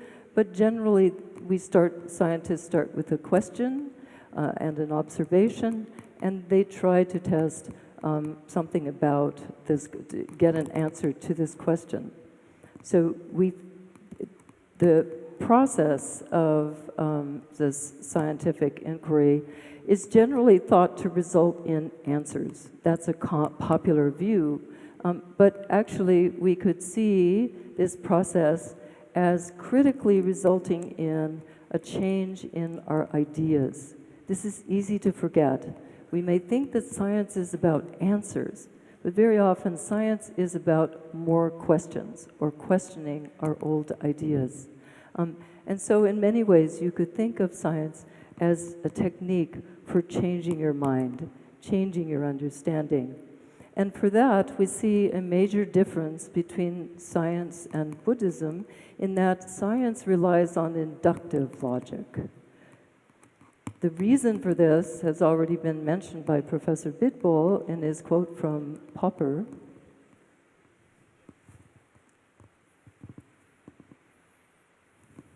The reason for this is that scientists believe that it is always possible, whatever we know now, it is always possible to have another observation that will refute what we now believe.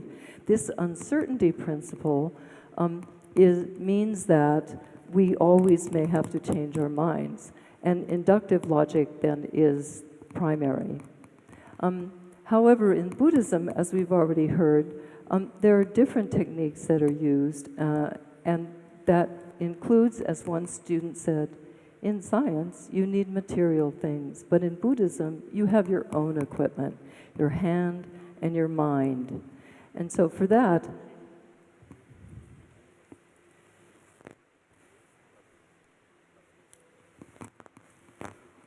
Where are we on? 7 minutes. oh, all right. Wow.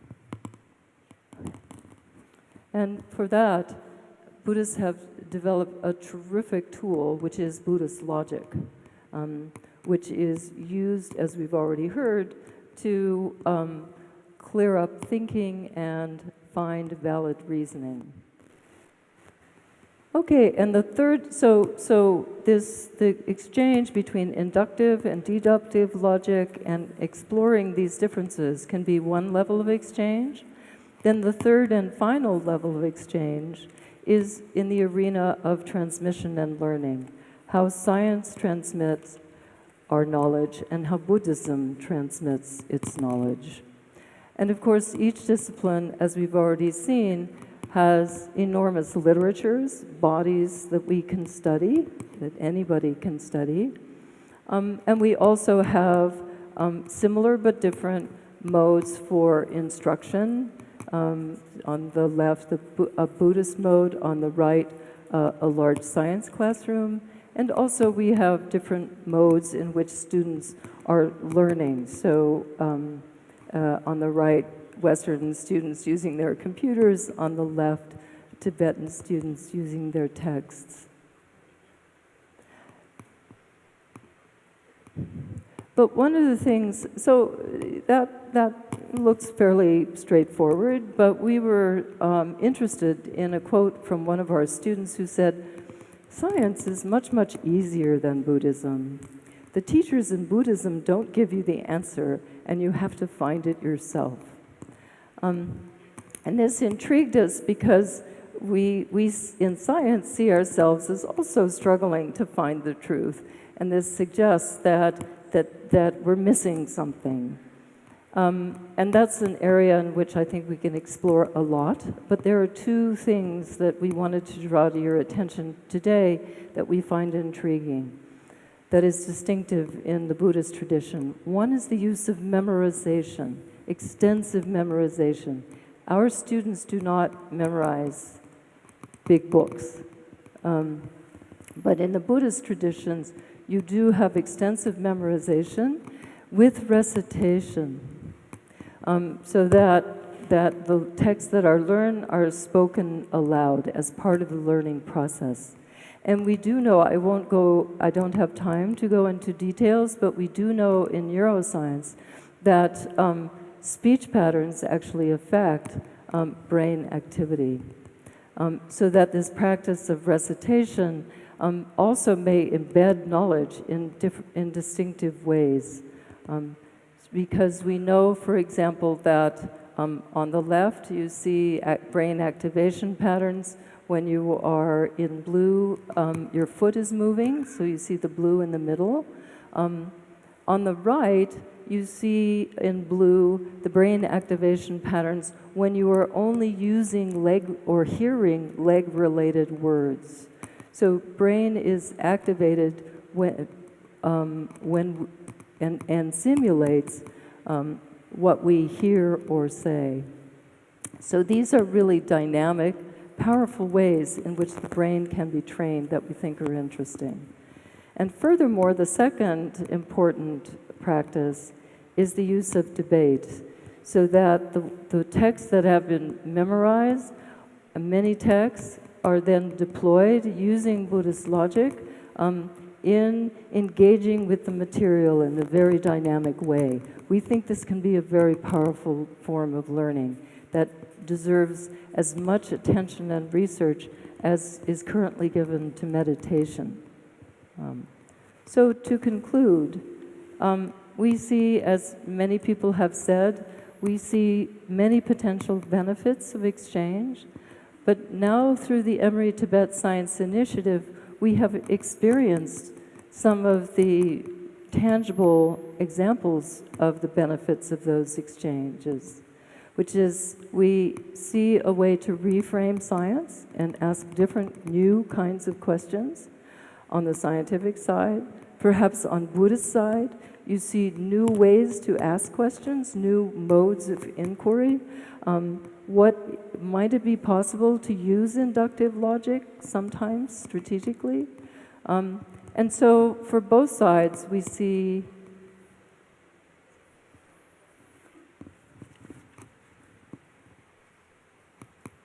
And so for both sides, we see tremendous grounds for learning and understanding.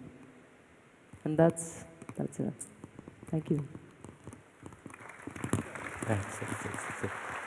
Yes, that's it. Thank you, Dr. Wortman.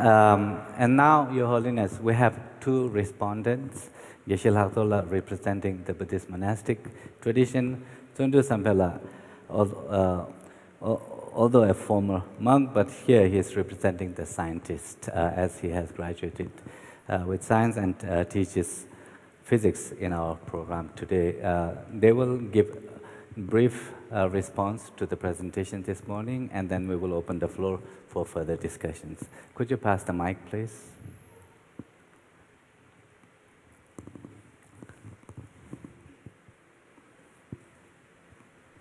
Hello. Today. I'll try to just give a brief observation by simply stating that when we engage into this kind of dialogue, we need to always remember that there is an external world in which we live. So on the one hand, we have the sentient beings or living beings. On the other hand, we have the external world in which we live. And the point of this discussion is to find out how we live harmoniously between the external world and the internal sentient beings. Because the external world is like your house. So it's very important to repaint it, repair it, and take care of it. But if you simply keep on repairing the house, whitewashing the house, but forget about the person living in the house, then it's a great disaster. So it's even more important to take care of the health and the perspective of the person who lives in that house. Now, when we talk about getting the long-lasting peace and happiness of that person living in the house, we need to realize that the person cannot get long-lasting happiness and peace in isolation.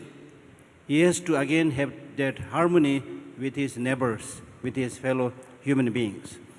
So, as we have chose this topic, Bridging Buddhism and Science, the purpose of Bridging Buddhism and Science is not simply to share knowledge towards each other, but to find out the reality as it is.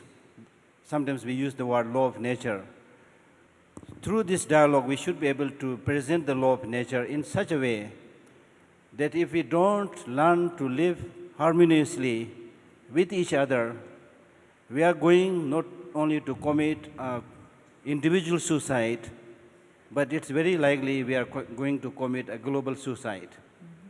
So therefore, I personally feel that this kind of dialogue is not only important, but it's quite urgent. And that is why these initiatives like the monastic studying science or having exchanges with the science scholars, and similarly talking about secular ethics and so forth, is aimed towards how to reach towards the whole humanity so that we are able to stop this insanity among human beings based on, as you said, existential ignorance. In Buddhism, we call it fundamental ignorance. It is out of this short-sightedness, fundamental ignorance, that we always treat each other as separate, disconnected, disparate, and because of this, we keep on fighting over small things like religion, which country you belong to, which religion you belong to, and so forth. So therefore, the great purpose of this kind of dialogue is to really find out objectively, scientifically, through common sense, common experience, and evidence-based, to present before the people that, look, if you don't live in this way, it's going to harm your health. It's going to destroy your country. It's going to destroy your family. So I think the purpose is not only simply to engage in dialogue, because this kind of dialogue in one way or the other has been taking place for so many centuries. But the purpose is to really now make it vivid, that if you don't learn to live together, you are going to destroy yourself, whether it's your country, your individual, and so forth. So therefore, my only observation is to really to say that we not only should engage in dialogue, but we should present the findings of this dialogue, the object truth, in such a way so that people are really able to change their perspective, change their thinking, And it is clearly mentioned in Buddhism that unless you change your way of looking things, unless you change your mental outlook, unless you change your mental perspective, it is impossible to get the long-lasting peace and happiness.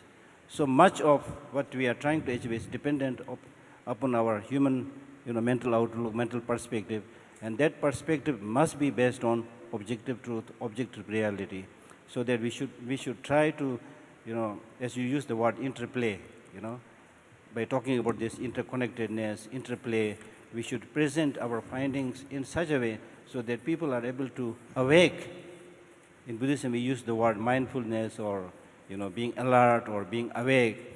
So this awakeness, it's important to make people awake from that deep sleep in ignorance, that unless we take drastic steps in accordance with the law of nature and learn harmoniously, we are not going to get the long-lasting peace and happiness that we talk about. So it is for our own individual peace and happiness that we are doing this. It's important that we see this interconnectedness. It is important that we continue this, friendship or sharing of compassion, love, and so forth. So therefore, that kind of highlighting the point that we achieve, I think is very, very important.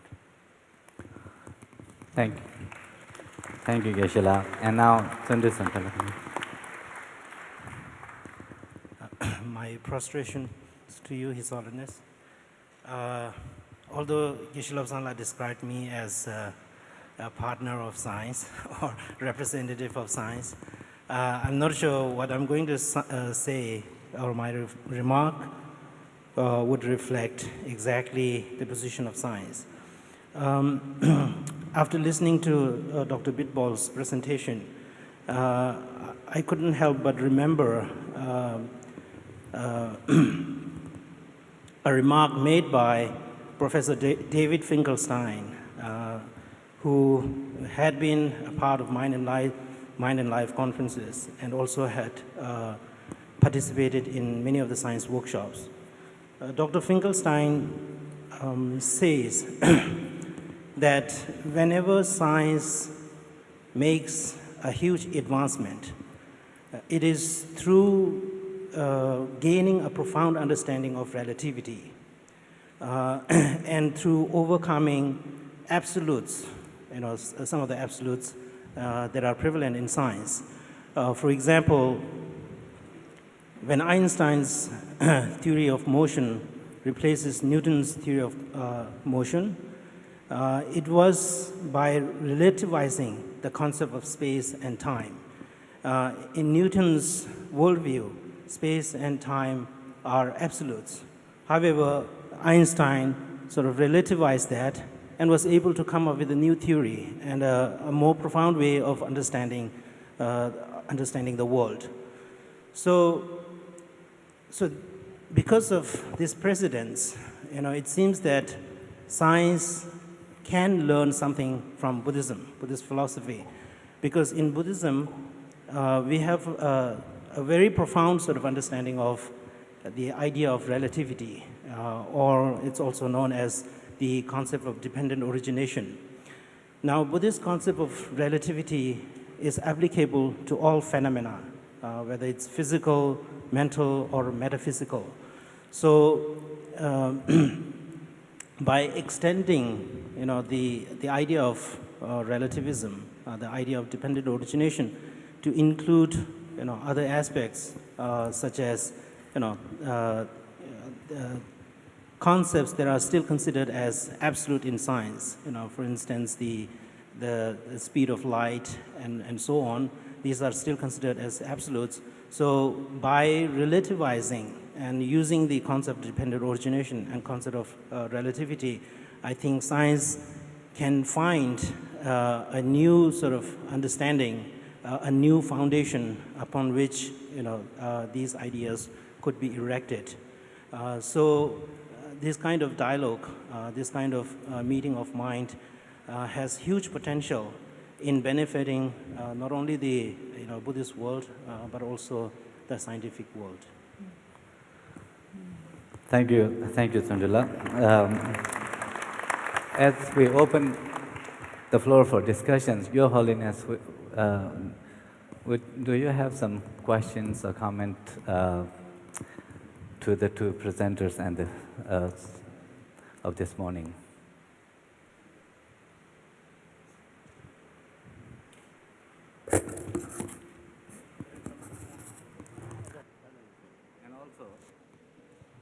Also, please, since in this presentation we have heard the limitation, one of the themes, the recurring themes, was the limitation of science, and perhaps encounter with the Buddhist science may bring the concepts such as the dependent origination, but also the subjectivity, the inner understanding what the first person kind of approaches to understanding the world and the realities. So please feel free to point out the points where you see your own work and the research and understanding may point to certain convergence or the certain complementary the elements from these two spheres of modern science and Buddhist science.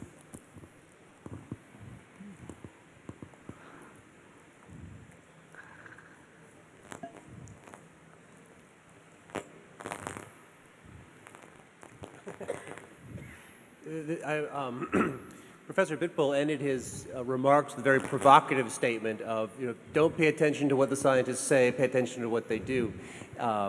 It's not me, it's Einstein. Yeah. And I wanted to put that in juxtaposition with something that Carol said toward the end of her presentation about the way that science closes the loop on observation. When we develop theories from observations, our theories go back and help, and in their light, we reconceptualize what we knew before. We see how it's challenged.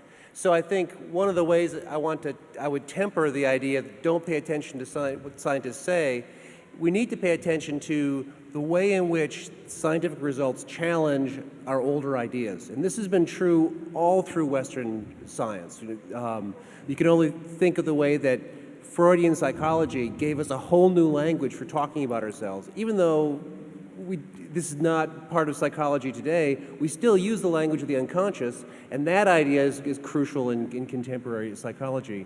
So one of the really interesting challenges of the meeting of Buddhist epistemology, Buddhist science, and Western science is the way that the concepts are going to change, presumably on both sides. And so I think that's an interesting result of both sets of remarks today. Thank you. Anyone else has any? I'll just make a comment out of. Okay, it's very true. I think many sort of things, phenomena. I think we Buddhists also need further investigation, and scientists also. Now, for example, the demarcation, sentient or non-sentient.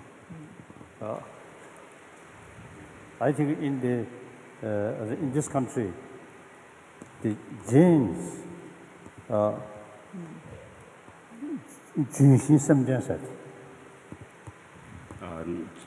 according to Jainism, they say that they talk about the plants having sentient, being sentient.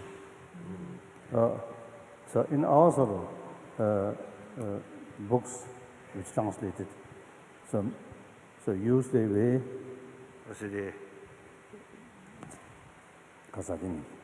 Jains, so they consider the herbs or vegetables have mind because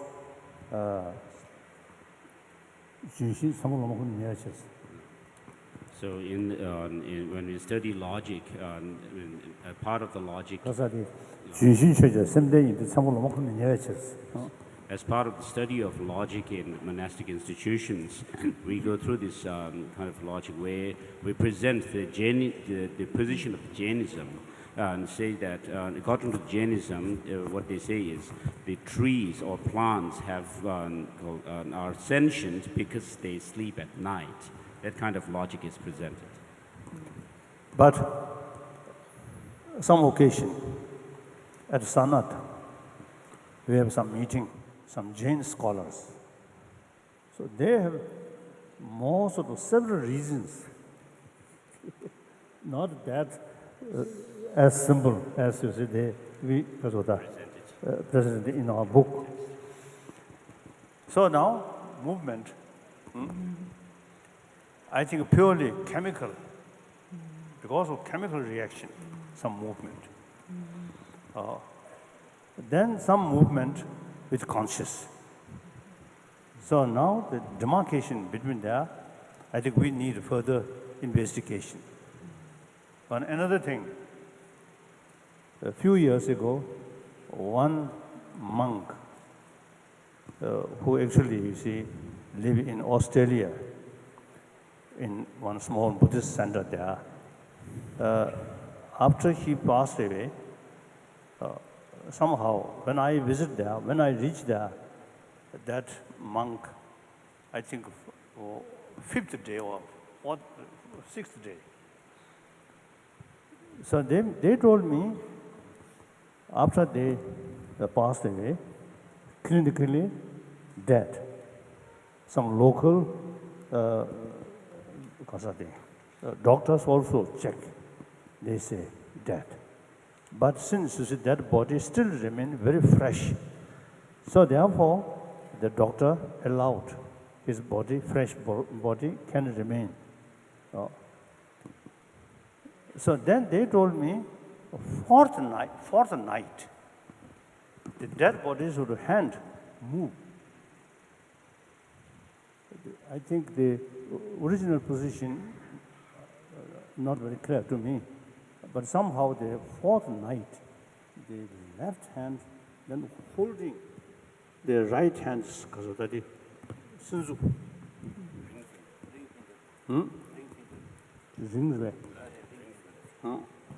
ring finger. So I told them, oh, it is great pity. You must kept keep one a camera. How did movement come? From our viewpoint,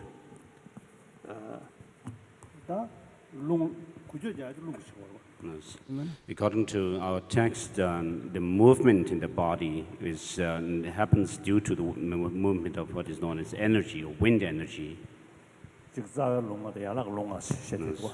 And within the wind, there are what are known as the 5 major wind energies and 5 minor wind energies. Yes. And the main wind energy that makes us the movement possible is called the all-pervading energy.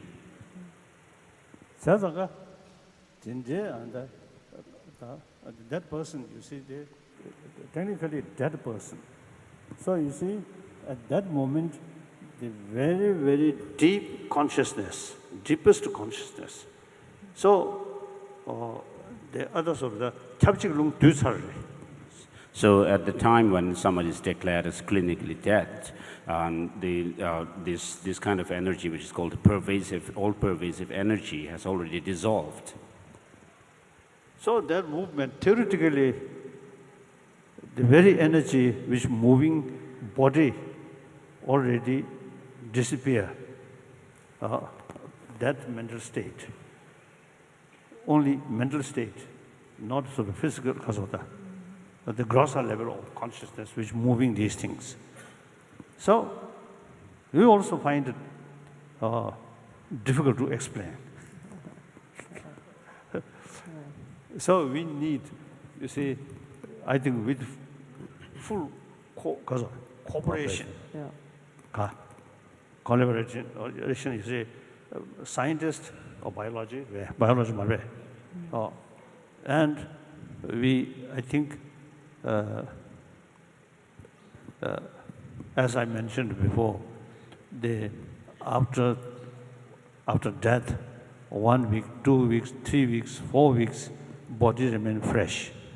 So that also one phenomena. So in Buddhist view, there is some sort of sort of explanation there. The scientifically now need some explanation. So we already sort of carrying some sort of project to investigation that. So similarly, the demarcation between sentient and non-sentient, I think we need more cooperation. So in any way, I think this kind of sort of further sort of research, these things, I think really mutual benefit. I feel like that. And 나도 너무 중요해야 돼. 남주 양라 탁주 명하고 거리스. 잡아채야 그 남주디 양부채 다침부채 지금 라와로 게 많고 못채니. 직선은 시로 차와르스야 그 양가 열어디 뒤에서 가가래. 간다 남주 양부채. 이내 남서 남주 양부터네 잡아채데 좁든디 타 아주 맞았어. So there's a saying in Tibetan which goes that when we do analysis or investigations into things and stuff, we need to have broad-mindedness and do critical analysis with openness. And as we go through the investigation, we must not be quite, we must not easily come to conclusions. As I think genuine scientists, their mind, something very open. So further investigation. Not like 1979, my first visit to Moscow, then still Soviet Union. And I met some Russian, Soviet sort of scientists. Then I mentioned, he said there are different sort of consciousness, sensorial 5 consciousness, and the 6th mind. Then the scientists immediately reject, that is religious talk. So that kind of scientist also is a little bit fixed. Exactly. Yeah. So we Buddhists also, I think, many years ago, when the rocket reached moon, already some pictures, some rocks, rocky sort of land, some pictures show.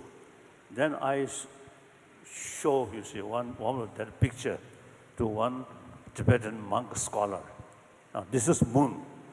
He still say, oh, that might be part of Mount Meru, not moon. Thank you. So wonderful, all the presentation. Really wonderful. Thank you. Thank you. Thank you.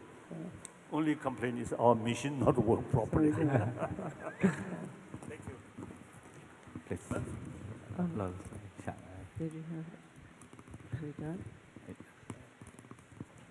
Yes.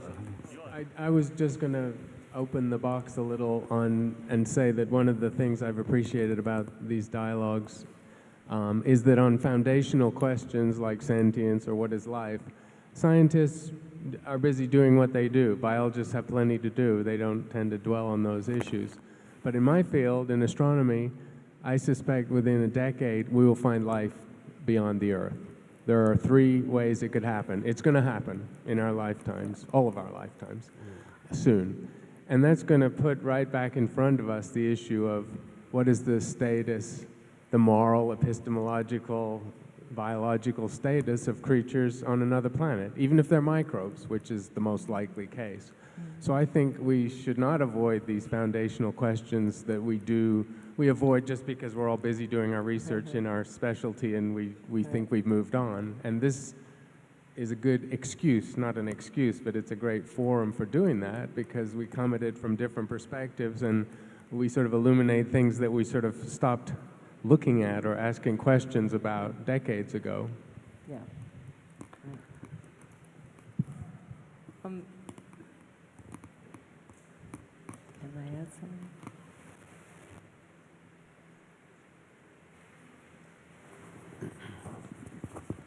Yes, it is very true. I think as far as Buddhism is concerned, the limitless, or say the galaxies,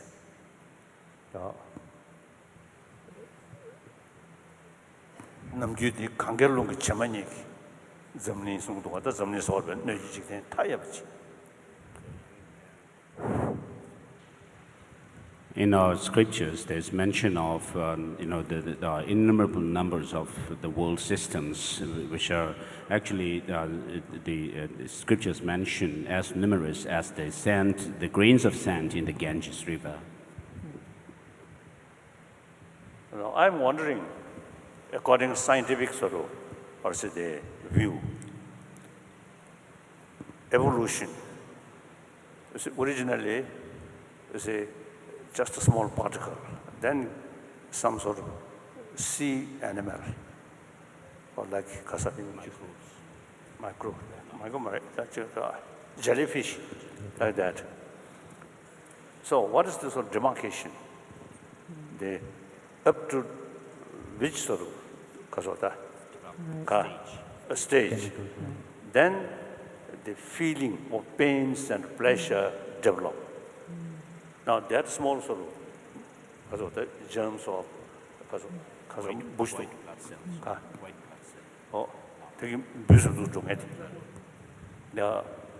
so it is difficult whether there is consciousness or not. It's difficult. So that already I mentioned. So number one, through evolution,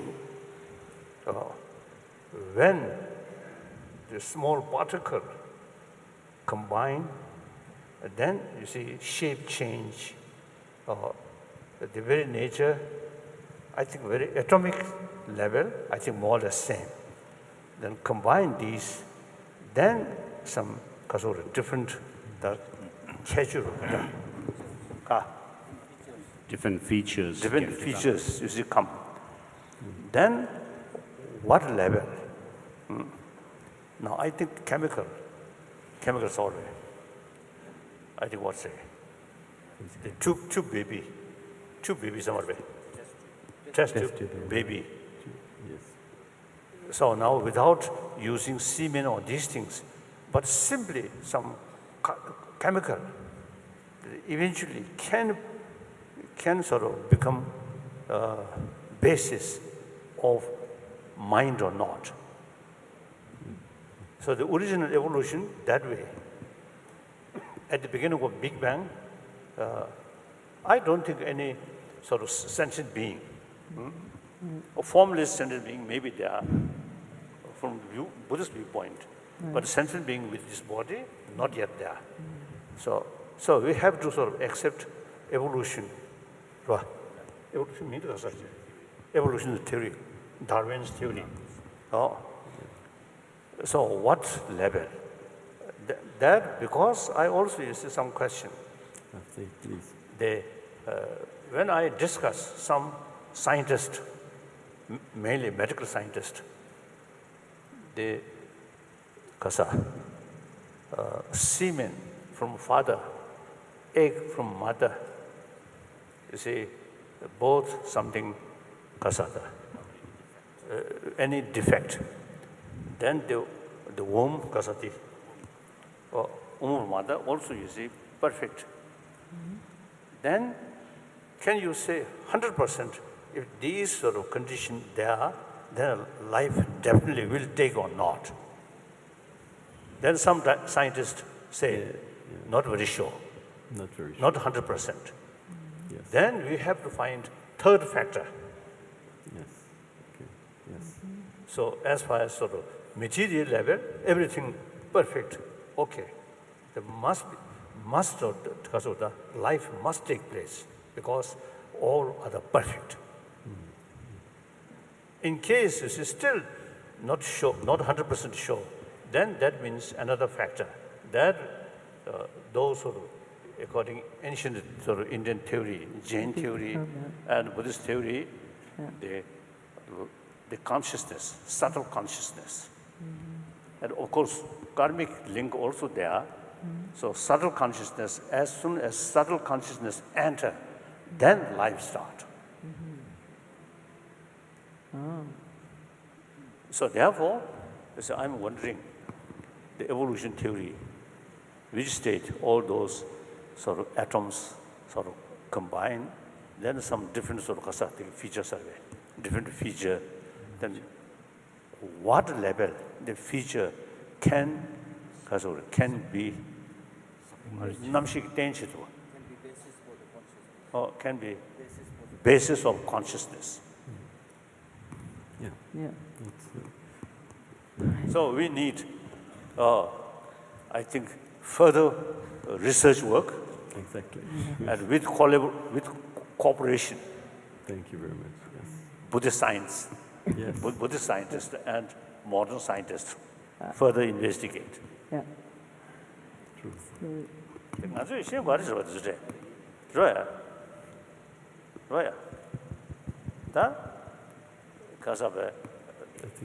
Thomas mean no Tom Sangbe because Sangna Sajin my me on Jisaro and it's a rapport to Omar says ye did somewhat aim but the evolution Darwin theory the easy chat. In it, Soja Drama the Yubating was toned to a door. She sook Tara Yudabaji, Paget Chateaury. Paget Chateaury.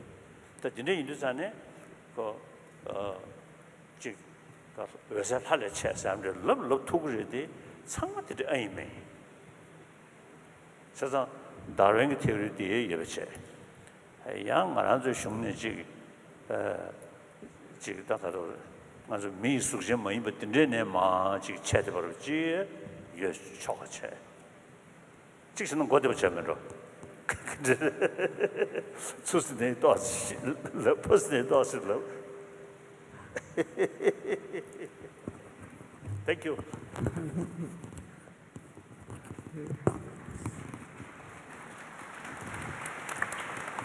Thank you very much, Your Holiness. And we just are getting started with this first, for this conference, and this session set the larger context. And in the following sessions, we will be more specific about the specific disciplines in the science. So now we will take the lunch break, and the afternoon session will begin at 1 o'clock.